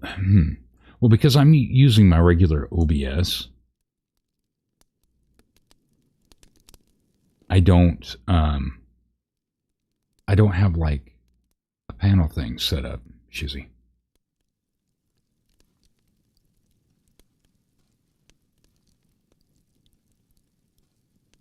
So, yeah.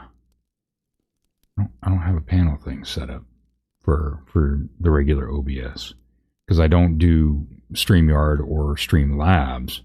I just have the regular OBS. Yeah, so everybody, so there is Shizzy's live.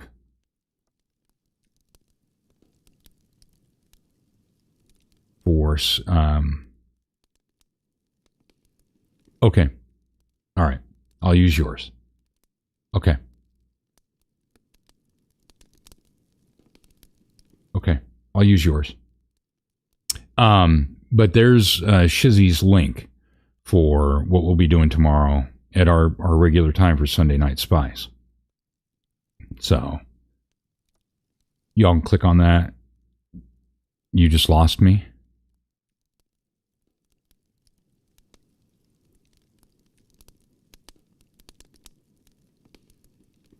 You lost me. Whoops. Oh, it kicked you. Oh. Okay.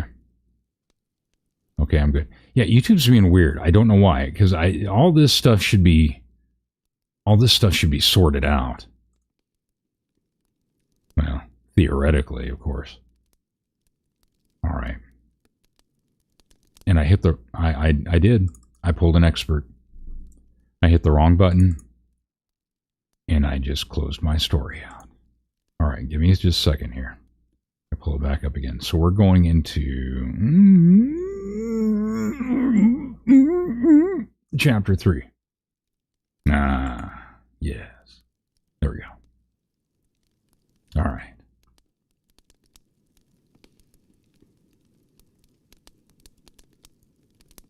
It's obnoxious. Yeah, I know.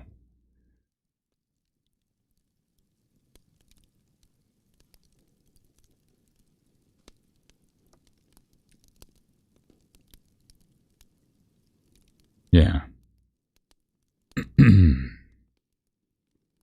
All right. Yeah, I'll get up with you when we're done here. We'll do chapter. We'll see how y'all are feeling after the end of chapter 3 here. All right. So, chapter 3. The Wobbit was solemn on the day following his narrow escape from the trolls. He barely touched the duck in his second turducken cheeseburger and was convinced he had caught a glimpse of his feet when he had woken up that morning, causing him to lose his appetite all the more. The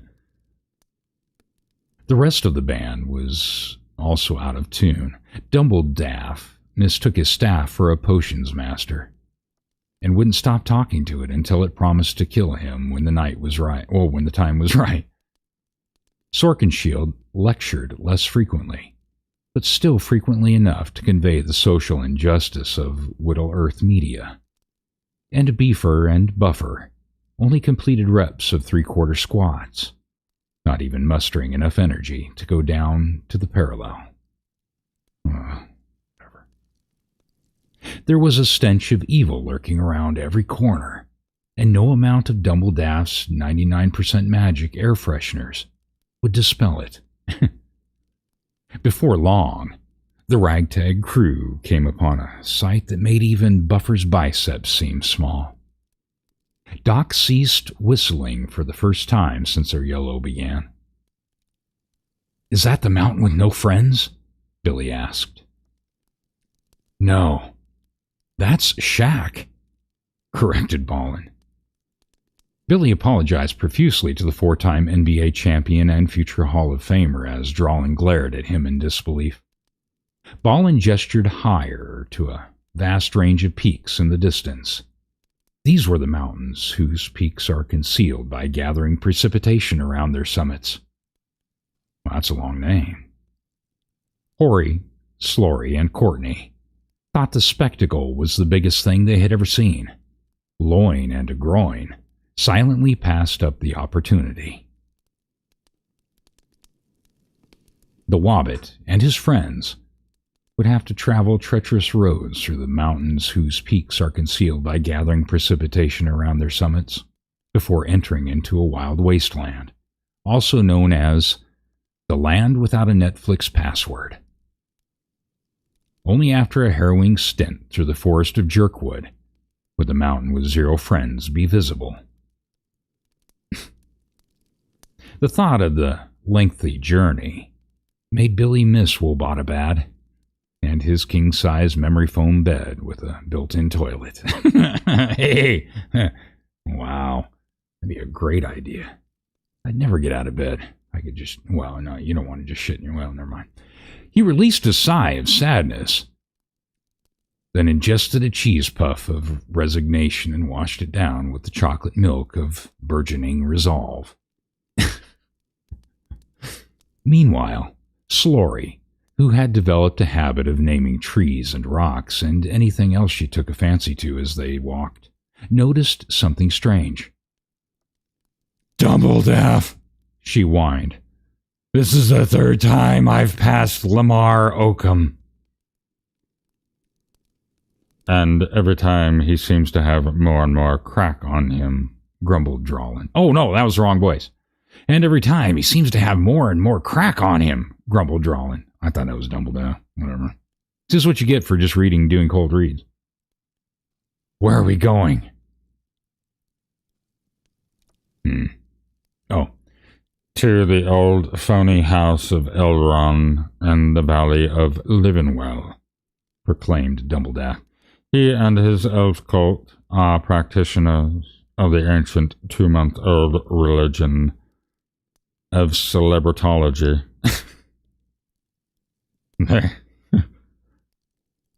They are always more than willing to take in those who are weary and confused and defenseless.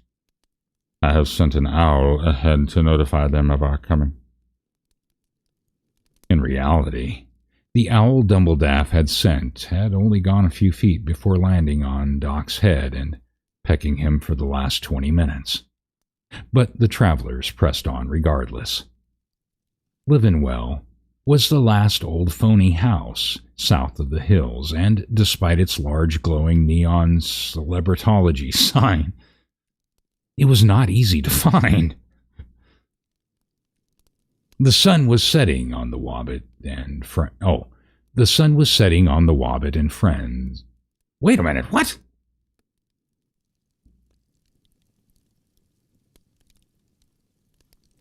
Oh, the sun was setting, comma. See, sometimes they don't put these fucking commas in here. Throws me off. I mean, I'm not that smart, but I'm not that stupid.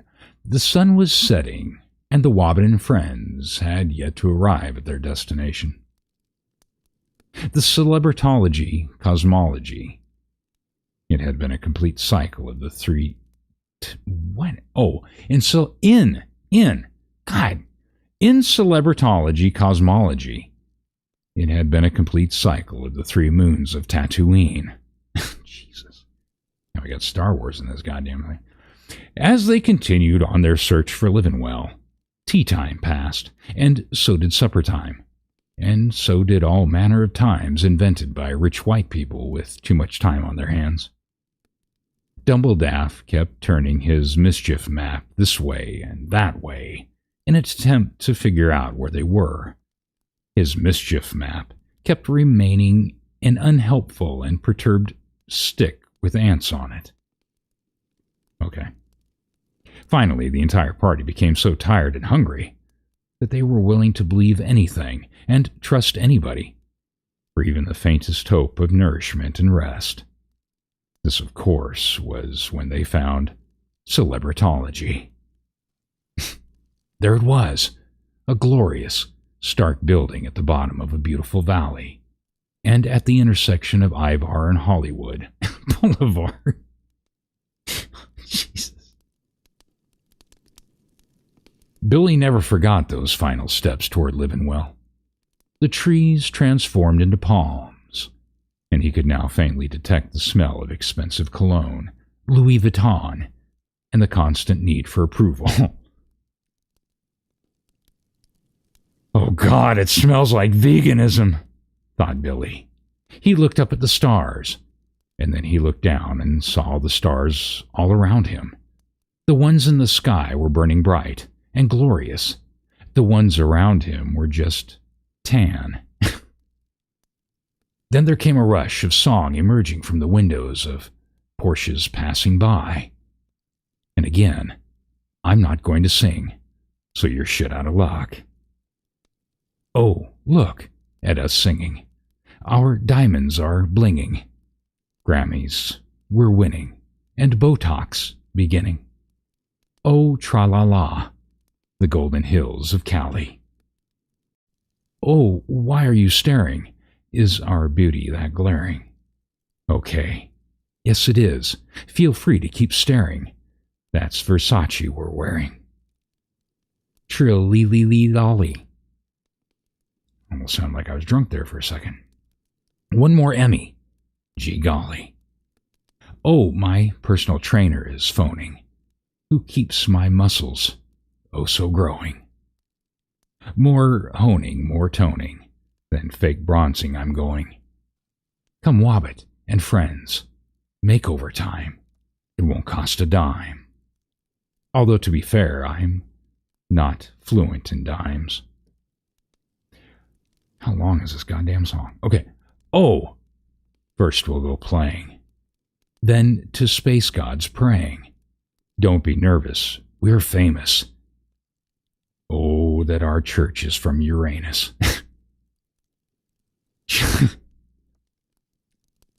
See, I don't even have to say stupid shit. This whole thing's stupid.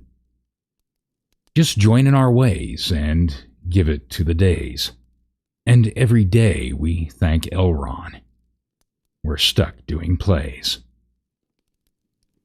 I don't think that'll ever be a top 10 hit. So they giggled and sang in their Porsches, and pretty fair nonsense, I dare say you think it. Not that they would care. They only cared for sense and sensibility if it might land them a nomination, and only examined their pride or prejudice if it might cost them an endorsement deal. Jeez. What funny clothes, said one celebritologist as he stepped out of his Porsche with 2 elf cult escorts on each arm. Did you get them off the sale rack at Rural Outfitters? The escorts giggled in unison.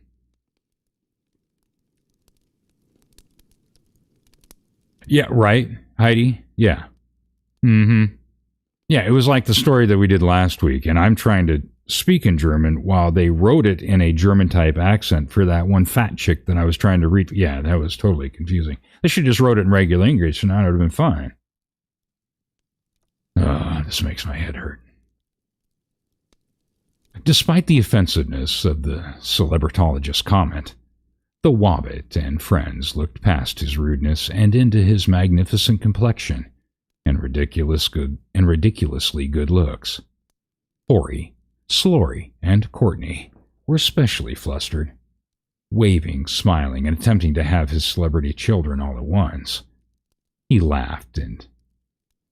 What? Oh. I gotta reread this one. All right. Hoary, Slory, and Courtney were especially flustered, waving, smiling, and attempting to have his celebrity children all at once. He laughed and made love to them and sent them on their way as a band of friends crossed over the shortcut of the crosswalk and finally came to last at the old phony house. Wow, that still didn't make any sense. Well, you think for torturing yourself. Oh, thank you for... Yeah. You asked for it. As long as you enjoy it, that's fine with me. I don't care. No, I'm having fun. It is funny. It is fun. It's fun to make you laugh. Or to watch you laugh at me when I lose my shit. However you want to put that. When they drew close, its glass door slid open, as if by some magic, and then closed again, as if they had walked too far away from the sensors. What? Whatever. Evil things did not come into the Valley of Living Well. Or at least they never made it all the way there before getting fed up with the traffic and just settling down in Long Beach instead. The master of the house, Elron, was one of those people who came into strange stories before the beginning of history. Even before the great Klingons battle, even before the great Klingon battle of the 9th century and the death of Molar by the sword of Khalees. In his early years, Elron may have started out as a mere pulp fiction writer of Whittle-Earth lore, but he became so much more. He became friends with a select group of individuals. I'm not drunk, I promise. He was wise as Spock and as powerful as the Force. He was poetically savvy enough to command the Battlestar Galactica and respectable enough to completely avoid the Big Bang Theory. He made countless appearances on The Twilight Zone as the surprise twist ending, and he is the only man to win first place at the Planet of the Apes costume contest without wearing a costume. Jesus. Elron doesn't always drink beer, but when he does, he drinks Buzz Light beer. Oh my God. Oh, this is painful. He was initially hesitant to welcome the visitors, professing a belief in what he called self-help. He had hoped the Wobbit and his friends would figure out their own problems by analyzing the meaning of their human I almost said hemorrhoid thoughts. By analyzing the meaning of their humanoid thoughts. However, after realizing that the group could not craft beds and shelter with their minds, and that spiritual enlightenment would not keep them from starving to death, he gave up and simply helped them. Oh my God, that's a huge dig. Right, so remember that chick where they're claiming that the Scientology church made her starve to death? Elron gave his visitors brand new robes, which looked suspiciously like bargain rack Jedi cloaks. The Celebritology Center also accommodated them with spa service and complimentary margaritas, and on weekends, arranged marriages. When Billy and the little people learned that complimentary in this case meant, you should take it as a compliment that I think you can afford this, they were a little bit disappointed in the class warfare, but nonetheless forgave Elron because they were already drunk and feeling extremely relaxed. Enter Volstorm as Bill Cosby. At the end of the 2-week relaxation cycle, each member of the crew received a bill in their hotel suite for 5,000 silver pennies. Billy, Dumbledaff, and the little people had never seen that much money in their lives except for Horry, Slory, and Courtney, who had almost that exact sum tucked away in their bras for emergencies and extra support. Jesus. They reluctantly paid, but were thrilled to learn that this meant they had evolved to the next level of celebrity status. Sorkinshield gave himself a pat on the back and took all the credit. To describe the importance of his promotion, Elron called on the most famous member of the elf cult of celebritology. Oh my God. You ready for this one? Tom Cruisinor.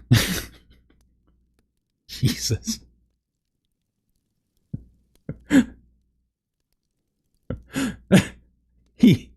Oh God.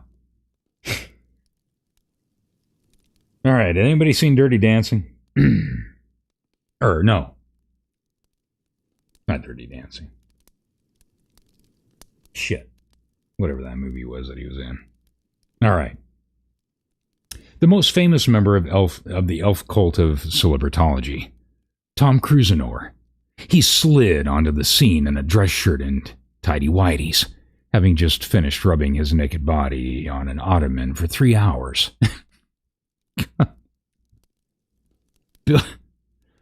Billy and the little people were speechless, not because Tom Cruisinor was the most famous elf cult celebrity in all of Whittle Earth, but because in person, he was only 2 feet tall. No, I wasn't thinking. No. Risky business. Isn't that the one? Risky business. Horace, Slory, and Courtney had barely begun telling Cruisinor what big fans they were when he interrupted and dramatically proclaimed, "You had me at hello."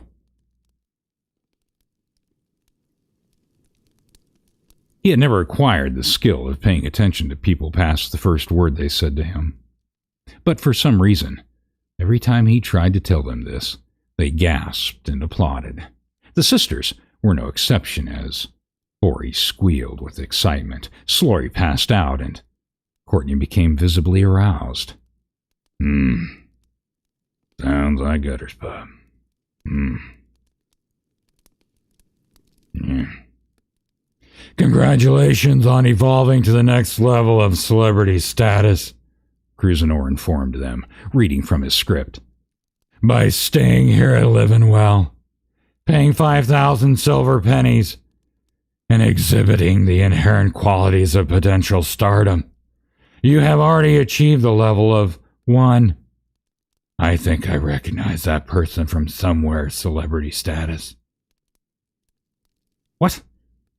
Whatever. Some of these titles are too goddamn long. The road to the status of universal God-man popularity like mine is only a few short weeks, and I'm supposed to read it like him. The road to the status of universal God-man popularity like mine is only a few short weeks, and several $1 million away. Tom Cruisinor then went on to explain the 8 levels of celebritology while running back and forth across the room and defusing a bomb he had set. Level 1, poor person, 1 or 2 silver pennies. Level 2, I think I recognize that person from somewhere, 5,000 silver pennies. Level 3, I definitely recognize that person from somewhere, 10,000 silver pennies. Level 4, my God, it's that guy, 150,000 silver pennies. Oh, this is making me lightheaded. Level 5, child reality star. Or, does that qualify? Captain Have Fun status. 150,000 silver pennies. And a sacrificial tantrum. Level 6, B celebrity status. 500,000 silver pennies. And your firstborn child. This is ridiculous. Level 7, A-list celebrity. 2 million silver pennies and your first adopted child. Level 8, universal God-man popularity. Redacted, but something along the lines of 100 million billion pieces of silver, 40 pounds of flesh, and Lee Remini's soul trapped inside a living doll's blooper reel.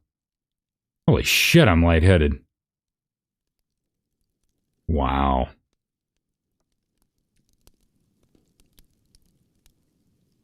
No one puts Bubbles in a corner because he's already there, nose deep in it.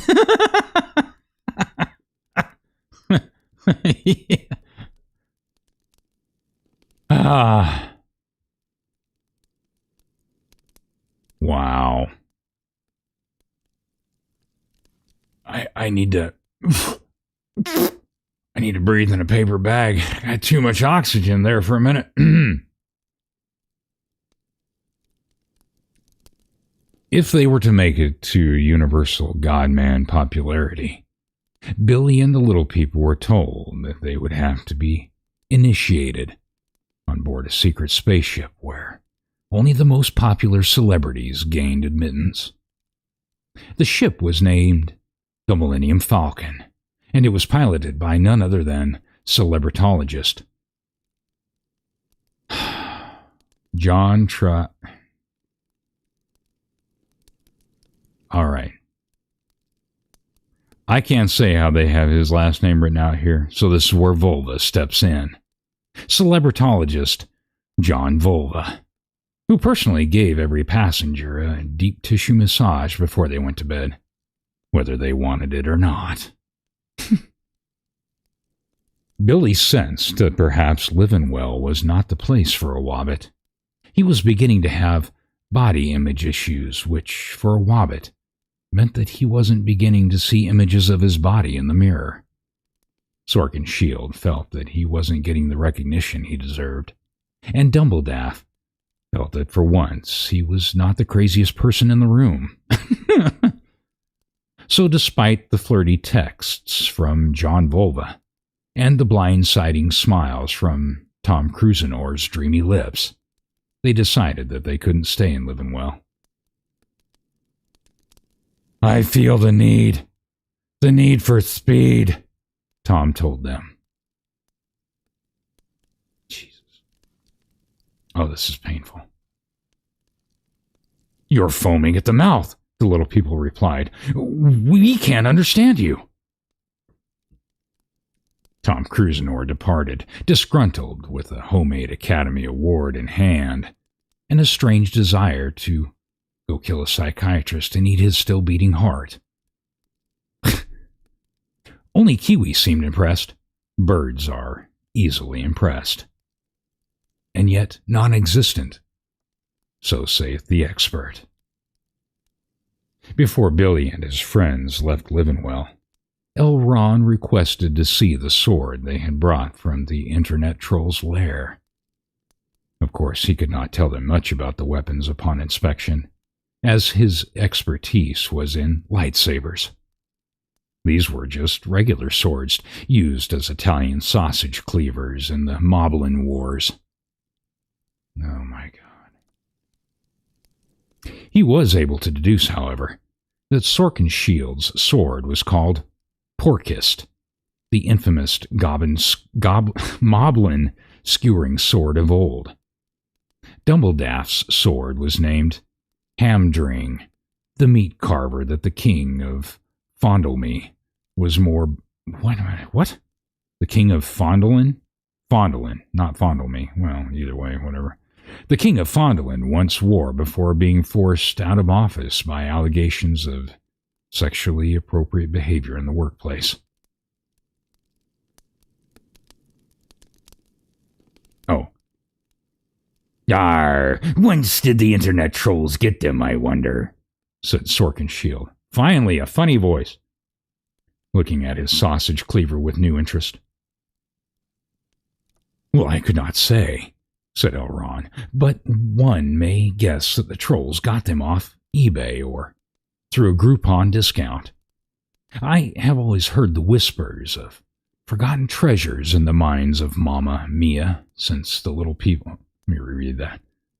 I have also heard the whispers of forgotten treasures in the minds of Mamma Mia since the little people and the Moblin Wars. Oh. Sorkin Shield pondered these words. "I will keep this sword in honor," he said. "May it soon clean the Moblin sausage once again." He's a wiener whacker.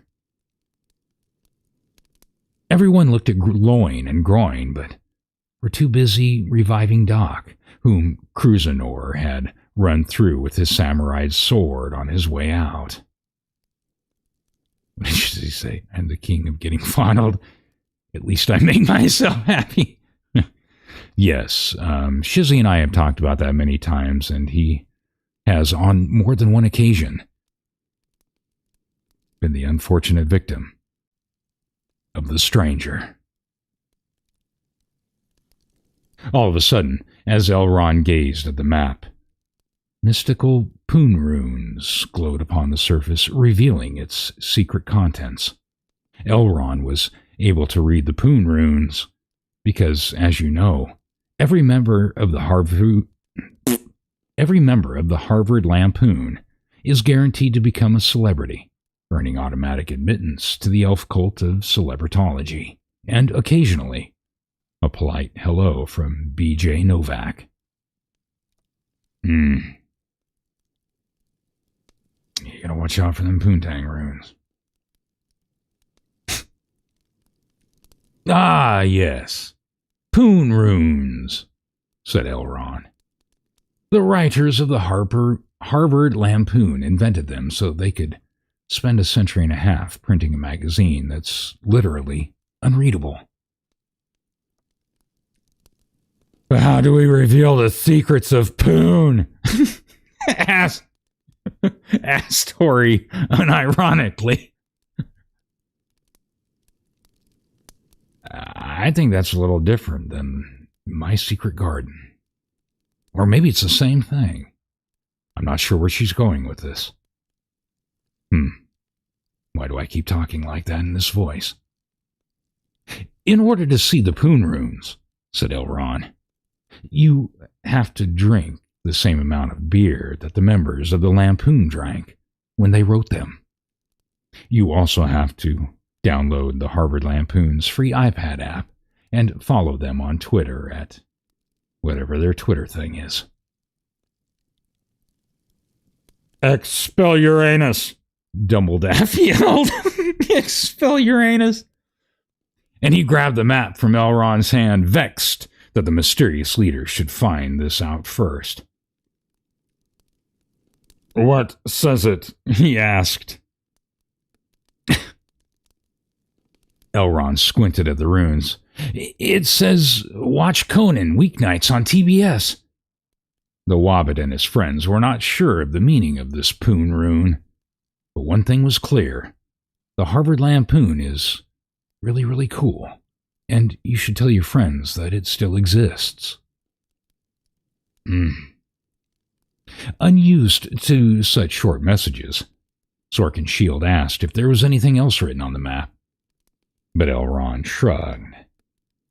Just some boring stuff about the exact way you can enter the mountain with 0 friends and slay Puff the Magic Dragon. All the other jokes must have been written in after the additional beers were consumed. Now, that'll be 400 silver pennies for the free advice. Their bill finally settled.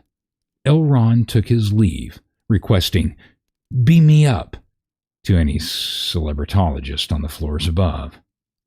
When there was no answer, he took the elevator. The next morning was as fresh as any other in the valley of Livenwell. Blue skies and never a cloud until you actually try to go to the beach, and then, of course, it's overcast and windy. The Wobbit and his friends wode away amidst songs of vanity, with their hearts ready for more adventure and their pockets filled with kale, because Kirsty Allydriel had eaten all their snacks. Jesus. The mountains whose peaks are concealed by gathering participation. The mountain whose peaks are concealed by gathering precipitation around their summits lay ahead, and the YOLO had only just begun. Oh my God.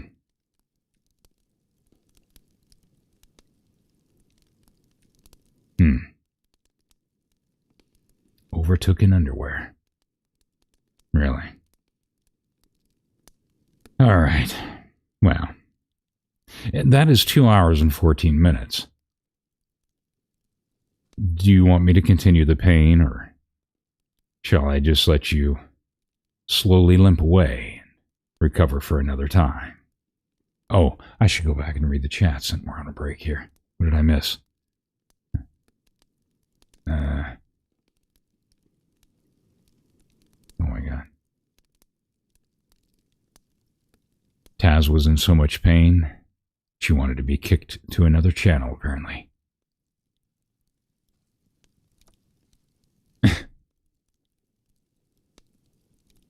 Let's see.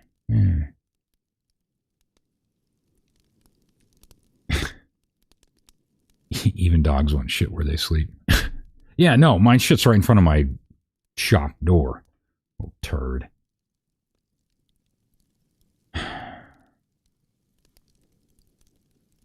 All right. And it's fantastic. Let me go down here. Part of the syntax is about as good as the children's book CDB. Okay. The only pain is we have on our sides.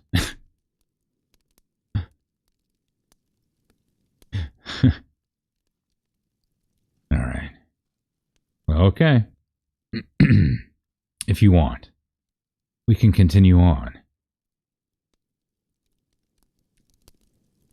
Oh, you got auto switch to top chat? Really? Yeah, I don't know what the hell's going on.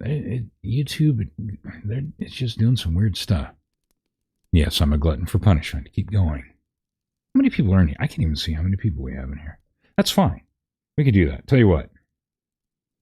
I'm going to gargle down some Drano so that the pain will end more quickly for me while I'm reading. And hopefully in my last dying moments, I won't remember any of it. And then, so the rest of you can go to the bathroom and get something else to drink to numb the pain. And we'll be back in a moment. Maybe. All right, I'll be back in a minute.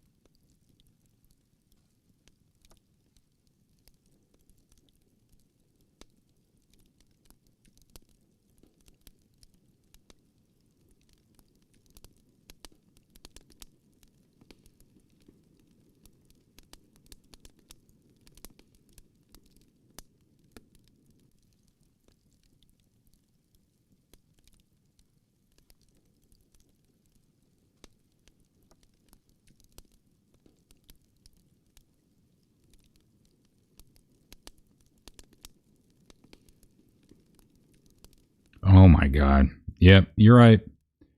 Had a brain fart. I was muted that whole time. Okay, so what I want to do, I know I pulled an expert. I did. That curse is real. All right, so let me go back and say what I said before. So I had not been paying attention to the numbers. Sorry, everybody. So apparently, this is the highest number that I've had. So I had 60-something in here.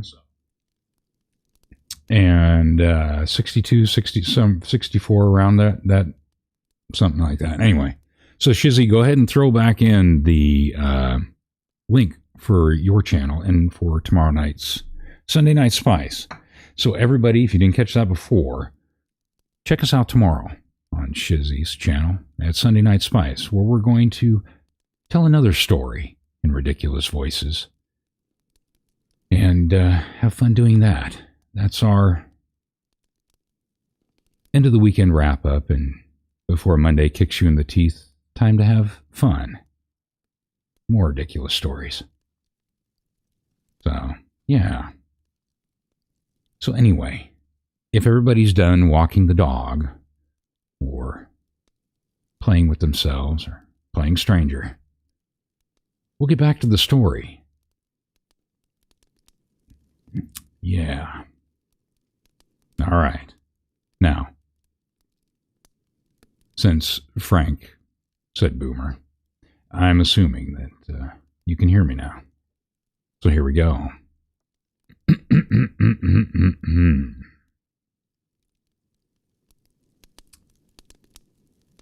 There were several paths that led into the mountains, but most were infested with evil creatures, dead ends, and dead creatures that had met a most evil end. By following the sage advice of Elrond, the Wobbit and the Little People were able to choose the correct path upon which to continue their journey. The universe is how you perceive it, Elrond had exclaimed. Move mountains with your mind, not your might. Take the third path on the left. It had been many days since they had left Livenwell, but they still ventured upward, unable to afford the express lane tickets that would have taken them directly to the summit. Soon they were high enough to look out over the lands they had crossed, the convenient attribute of geography that had made a good YOLO so cinematic in the first place. For the first time, Billy saw how far they had traveled. Not very far. He had forgotten that Livenwell was only a couple of miles away from his Wobbit hole, and that most of the time was spent with the Little People, waiting up ahead for Billy to wobble faster on his squatty legs. A chain was only as strong as its weakest link, and a traveling expedition was only as fast as its weakest link. He could also see that he had left his front door wide open.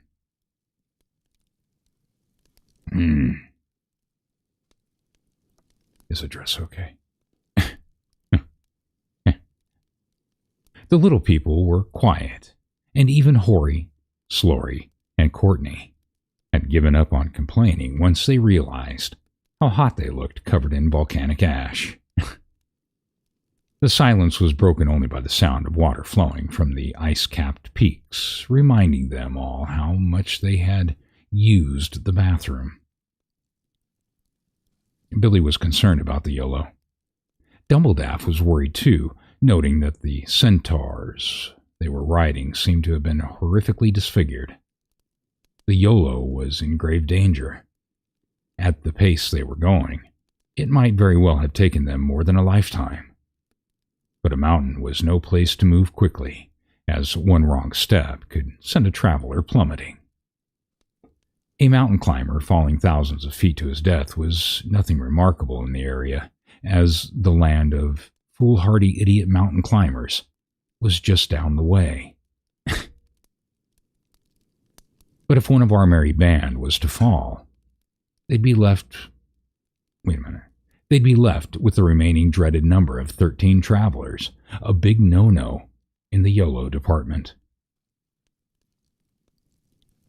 7-on-7 games of field hockey would henceforth be impossible. Should terrible fate ordain this to happen, all agreed that Doc should... Jesus.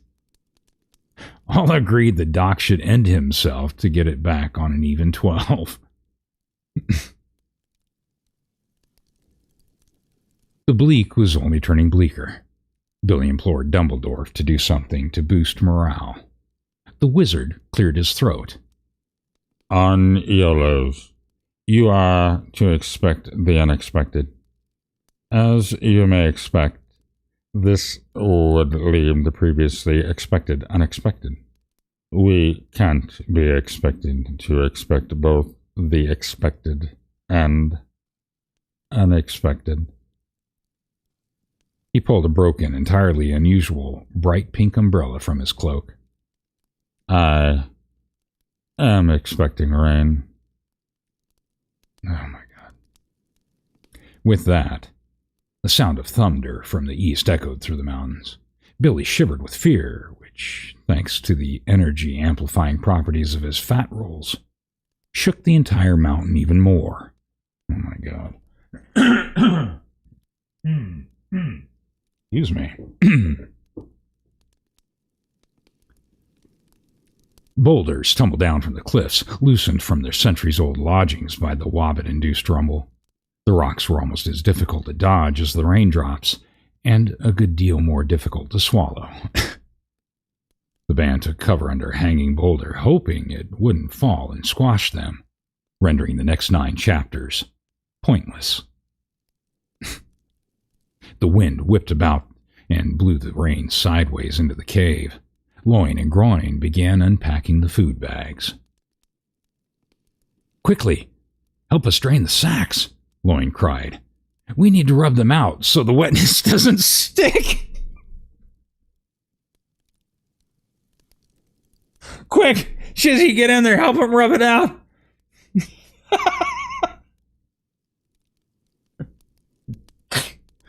Oh my God. Oh, jeez. Oh. The little people sighed. Another false alarm. Courtney, meanwhile, stepped out from under the rock to find a better Wi-Fi signal and spotted a light in the distance. She took a picture of it and uploaded it to Macebook. What? Oh, all right, I get it. Changing the word, all right. And loaded it up to Macebook. Upon receiving the notification, Dumbledaff decided it was best that they move toward the light, as it might be the golden bitch, a pesky female golden retriever he had been trying to get his hands on for years. Oh. Billy looked upon the light with wonder. He believed in the golden light, that the orgastic future, that year by year recede before us. It eluded him then, but that's no matter. Tomorrow he would run faster, stretch out his arms farther, and then one fine morning, well, that actually seems like a lot to expect from a Wobbit. He quietly adjusted his aspirations and ate an entire carton of Stephen Colbert's Americone Dream, spoon against the caramel borne back ceaselessly into the ice cream cramps. Okay. Billy wobbled out into the howling storm and was immediately struck by a boulder, which ricocheted off his right love handle and out into the abyss below. It came from the rock giants, 3 towering forces as tall as the mountains and made of the same thing mountains are made of. They were essentially, well, mountains. To reach the light in the distance, the YOLOers had to traverse a narrow ridge. On the right were the giants and the tumbling boulders that threatened to knock them to their deaths. On the left was a deep crevice full of diamonds, reinforced concrete, and steel beams. They were truly stuck between a rock and a hard place. Jesus. Hmm.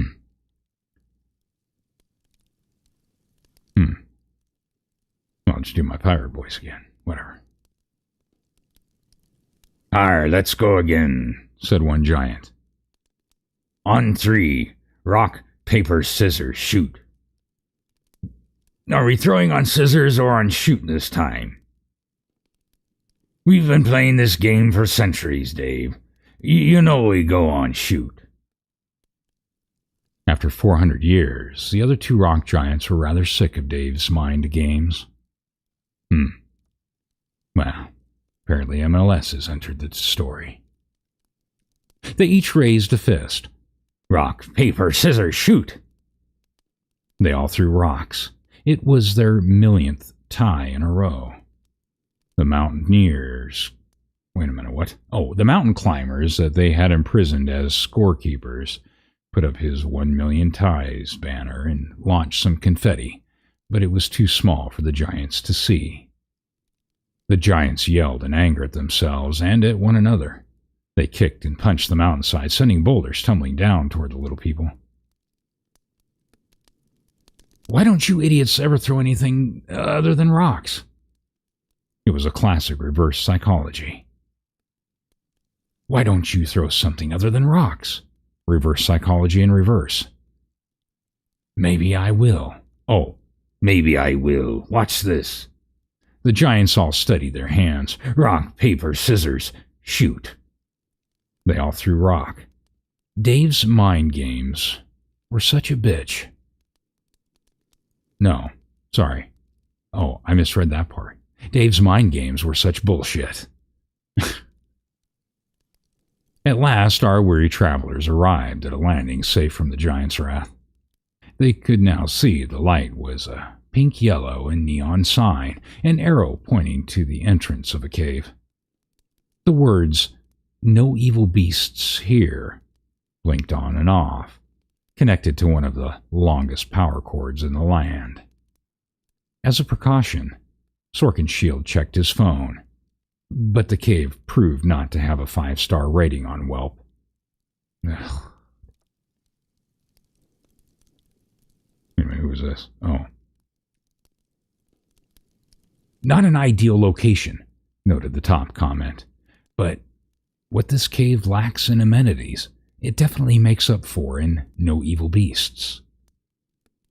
Billy was wary of the cave. It was difficult to discern how far back it went, and whether or not it finally had some sort of a toilet in it.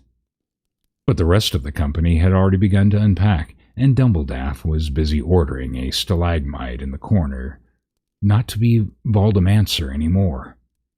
Oh my God. They laid out their wet clothing and reclined in their underwear. Hobbits wore boxers. Little people preferred briefs, and wizards, well, they lacked genitalia.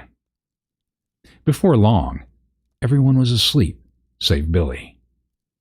Panzer prison. This hole in the mountain was a far cry from his hole in the ground, and he had peculiar dreams about the back of the cave sliding open to reveal an old-fashioned diner filled with Italian clientele, plotting their enemies' downfalls and having rather concerted ideas about gender. Jesus.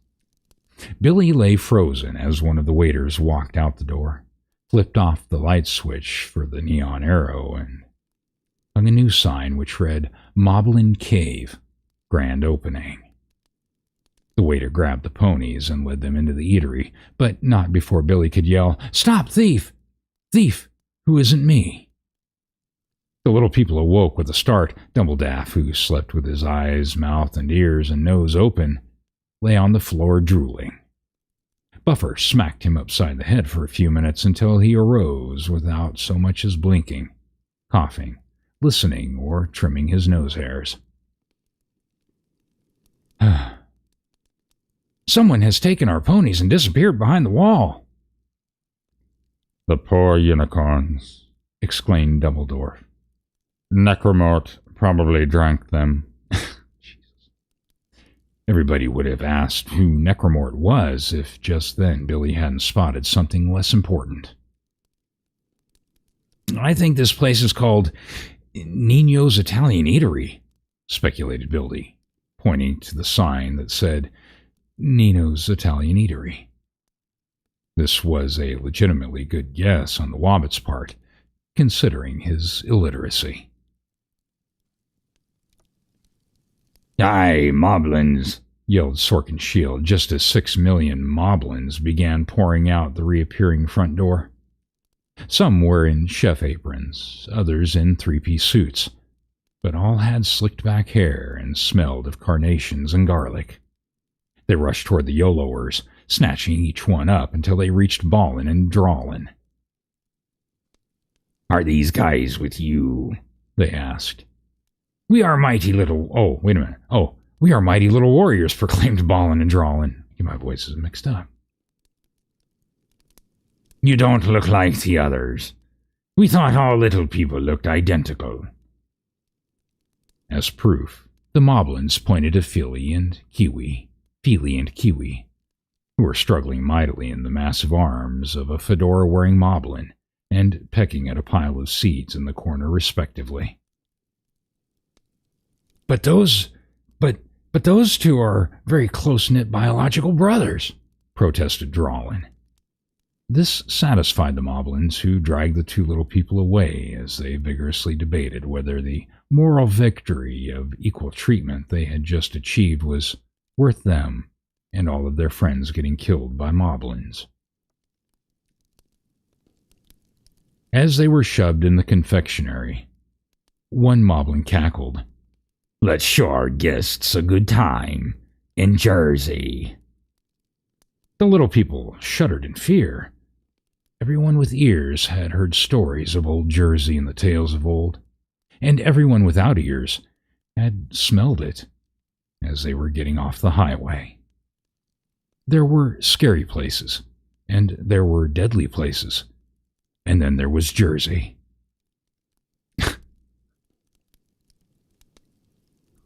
What? Yeah, it's a good question, Sir Frank. The inside of Holstein's looked like an ordinary diner. No, the inside of Holstein's... What the fuck? Where the hell did this come from? The inside of Holstein's looked like an ordinary diner, except that it went on forever and held thousands of booths and tables and bloodthirsty moblins. The floor was covered in melted ice cream. Bones of old enemies were stacked high in the corners, and framed pictures of Elf Pacino. Oh, Jesus.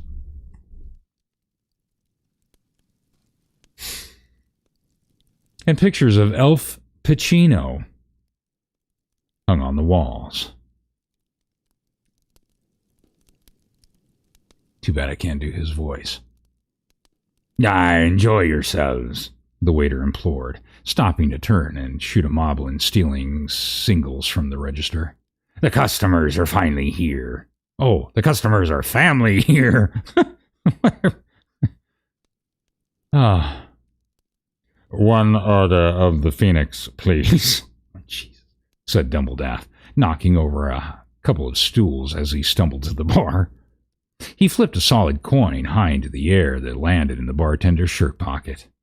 It was magical, although he had been aiming for the tip jar. Not in this inner mountain of confectionery, said the bartender, removing the coin and returning it to the wizard. Dumbledaff shook his head sternly. This time he removed a coin from behind the bartender's ear. The wizard had been practicing for weeks, although he had planned on just removing the ear.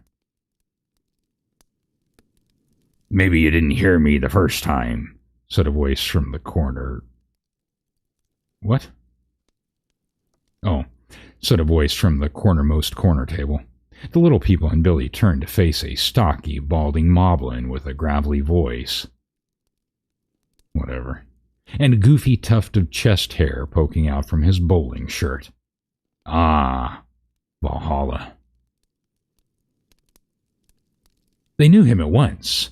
It was the moblin, Tony Moblin. numero uno according to the official counting system of Old Jersey. Jesus. Tony Moblin had ordered his hits on the Sorkenshield family that had started the Moblin Little People Wars so many years ago. Well, well, he smiled in a bad way. If it isn't Aaron Sorkenshield. I remember personally killing your father's father, if I recall. He was very mortal.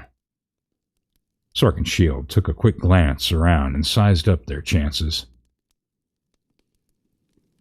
Jesus, it's the same fucking voices. How many henchmen you got? 800, 900? 6 zillion all here and accounted for. Moblins were legendarily trustworthy accountants. I've heard you got power. Wait a minute. I've heard you grown powerful and powerful hungry, said Beaver, taking the opportunity to carb a load with a huge plate of pasta on which she poured a pile of Metamucil. You sure can all trust your... Oh, you sure you can trust all your men? Out of 6 million, there must be at least one rat. Right, yeah. Probably not that great accountants. Dumbledaff tapped his staff on the floor, turning Tony's consigliere into a giant rat. He'd been trying for a piece of cake. Run. Oh, no, wait a minute. Wrong voice. Run, Harry. You're a wizard. You're the wizard, cried Billy. I am the wizard, confirmed Dumbledaff, and began to throw chairs at the Moblins, accidentally creating a diversion that gave the others a head start. But Billy quickly remembered how hard it is to run fast when you are very, very slow. Just when he only had 9/10 of the way to the exit left to go, a hand lurched out and grabbed the Wobbit by the throat. He was reeled in and thrust atop a giant bowl of spumoni, face to face with Tony Moblin himself. Nah, you look a little big for a little person, Tony remarked, licking his spoon. Billy, who was obviously not a little person, though he might be able to fool Tony even still. What? Whatever. I'm one of yous guys, he stammered. My name is Robert De Niro. Oh my God. I'm done.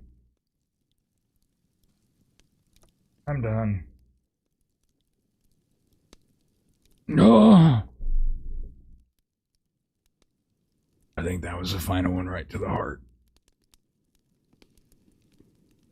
My name is Wobbit De Niro. Ah, so you're a wise guy, eh? Tony's theory was that most wise guys were wizards, a theory Dumbledaff did everything in his power to disprove. Oh, Jesus. Hang in, guys, we're almost there. Well, probably some more than others. Billy surveyed the diner, taking in the total chaos. Amidst the 6 million moblins, nary a little person could be found. And then, crawling through the saturated legs of the moblins, assembling ingredients for the tomato, mozzarella, eggplant protein shakes as they went, came Beaver and Buffer. Billy smiled at the dynamic irony. Say hello to my little friends. The onslaught of flying eggplants. Ah. And enters Lefty again. I knew he'd show up somewhere. The onslaught of flying eggplants assaulted Tony before he could raise a hand.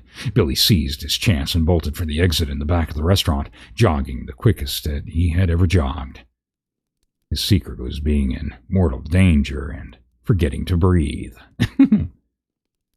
He burst through the door and drove into a nearby trash dumpster. He thought it wise to hide and chew on some day-old fettuccine until he was out of danger, or got food poisoning, whichever came first. For 30 minutes he sat inside the dumpster, reminded of the simpler days when he lived in a hole in the ground, next to his friendly wobbits and polite terrorists. Oh, the days of Wabbatabad.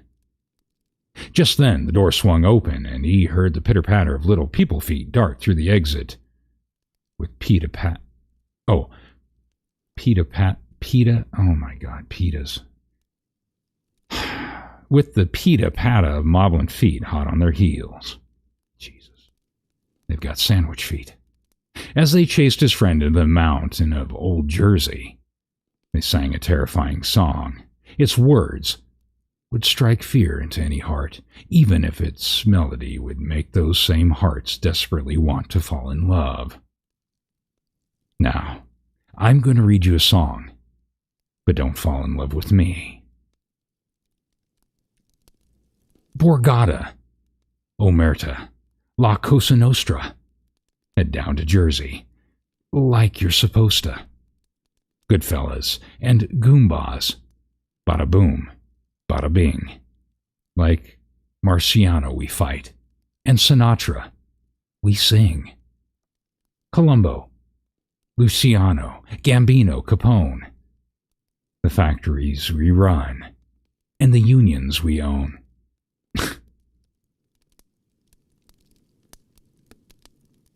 Oh, God, this hurts. The singing continued for what seemed like ages, and the first line didn't even rhyme. The Moblins followed the little people deep into the tunnels and forgot all about Billy, who was about as memorable as most of the Billies you ever have known. When the coast was clear, when the coast was clear, that's all the shit coming up that I'm full of. When the coast was clear, he hopped out of the dumpster, covered in Parmesan cheese. Sniffy Joe Jr. and his Parmesan cheese.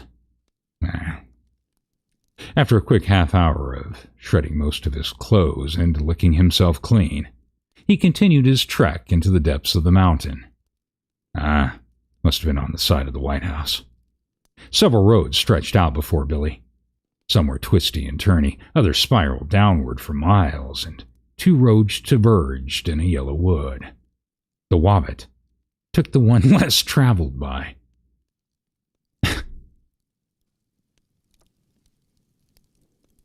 But it didn't really make a difference because they ended up working stuff out and coming together again. The path grew darker and darker until Billy couldn't see where he was going. He would have been able to smell where he was going if he was going the pot roast way toward the factory and his nose hadn't been plugged up with Parmesan. What? Far behind him, he could hear the Moblins contemplating on what to do. It ain't going no farther. You know what's down there. They tries to whack the boss. We don't have a choice. I mean, we kinda have a choice. What do you mean? You know, we're all butchers? Sure. What if we starts actually butchering? Like no more fronts, just actually butchering? Jesus. Aye, we retire from the game played straight. For our families, for our children's. We stick to killing animals. What do you say? Well, what about the rats? They're animals. So of course we'll still whack the rats. Jesus Christ. Oh my God.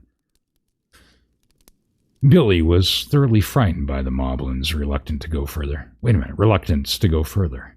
He kept bumping into stalagmites, running into stalactites, and falling headfirst down the occasional flight of stairs. Making little progress, he decided to take a rest and look for directions. Of course, his 3G service had no bars inside the mountain, and he was relegated to a few quick games of Tetris to calm his nerves.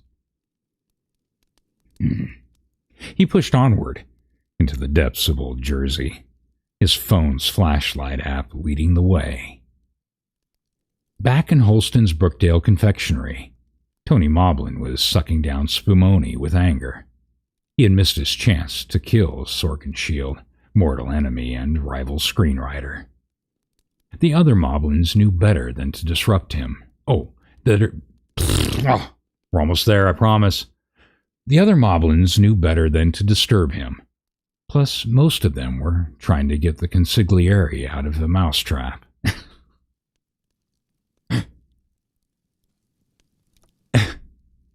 He decided to take solace in his family, inviting them to join him over a basket of onion rings. At the end of the day, even if there were no identifiable days inside of a mountain, what else really mattered in life? Then the front door swung open. A bell rung. Tony looked up, and the chapter ended with a bang. Oh my God. Right, Laura? Yeah. These guys were definitely drunk, high, and all of the above. Same difference. Oh my God. Yeah. I bet the absinthe was flowing well that night they wrote that. All right. I don't know about y'all, but it's almost 3 hours. And that, thank God, was the end of that particular chapter of horror, of chapter 4. So, when we come back, when everyone has recovered and bandaged their injuries and regained their self-worth and realized that... No, I'm just kidding. Yeah, then we'll come back to chapter 5. I don't know when we'll do that. Depends on how long it takes for the pain to go away. But sometimes you just keep hitting your head against the wall until you pass out. Like I said earlier, Shizzy likes to wear helmets. I just have to tell him to stop wall testing them. So, I want to thank everybody for being here. Love the horror of chapter 4. Yeah. I want to thank everybody for being here, for taking the time to come by, and for those of you that have lasted through this amount of time and suffered with the rest of us. This has been fun, though. I do enjoy it. It's just that, well, my brain starts melting after so much stupidity, and well, I have a high pain threshold. I just can't take this anymore. And like I said, it's been almost 3 hours. And I think going on our chapter 5, No Time for Chaps. Yeah. So, anywho, again, thank you all for being here. Don't forget, tomorrow night at 8 p.m. Eastern Time on Shizzy Wiznut's channel, on Shizzy's channel, we'll be doing our Sunday Night Spice. So you can listen to all of us read again, besides just having to listen to my dumb ass, in various amusing voices, other than, well, really the only two that I can do. And have fun. Outside of that, recover well, get some sleep, wear off the buzz, and join us another time. And with that, I will send you on your outro. And this is also to Shizzy. Thank you again, Shizzy, for this. Appreciate it, man. And I will talk to you all later, or at least see you on the flip side. Oh yeah, please subscribe, share, and like. And thank you, as always, for taking the time to listen. I'll see you later.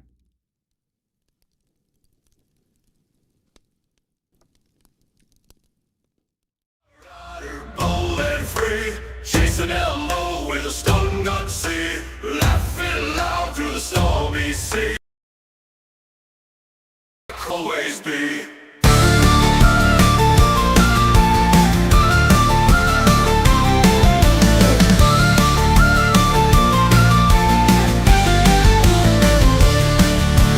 Yamaha rider, bold bold and free, chasing Elmo with a stun gun, see, laughing loud through the stormy sea. My crazy friend you'll always be, roaring engines on a moonlit night, dodging danger, hearts alight. From the shore to the stars, our flight with my biker friend in sight. Crazy Yamaha rider, saying stupid things with laughter in the air as our voices sing. All the tales we'll tell and the joy it brings, my friend, forever on freedom's wings.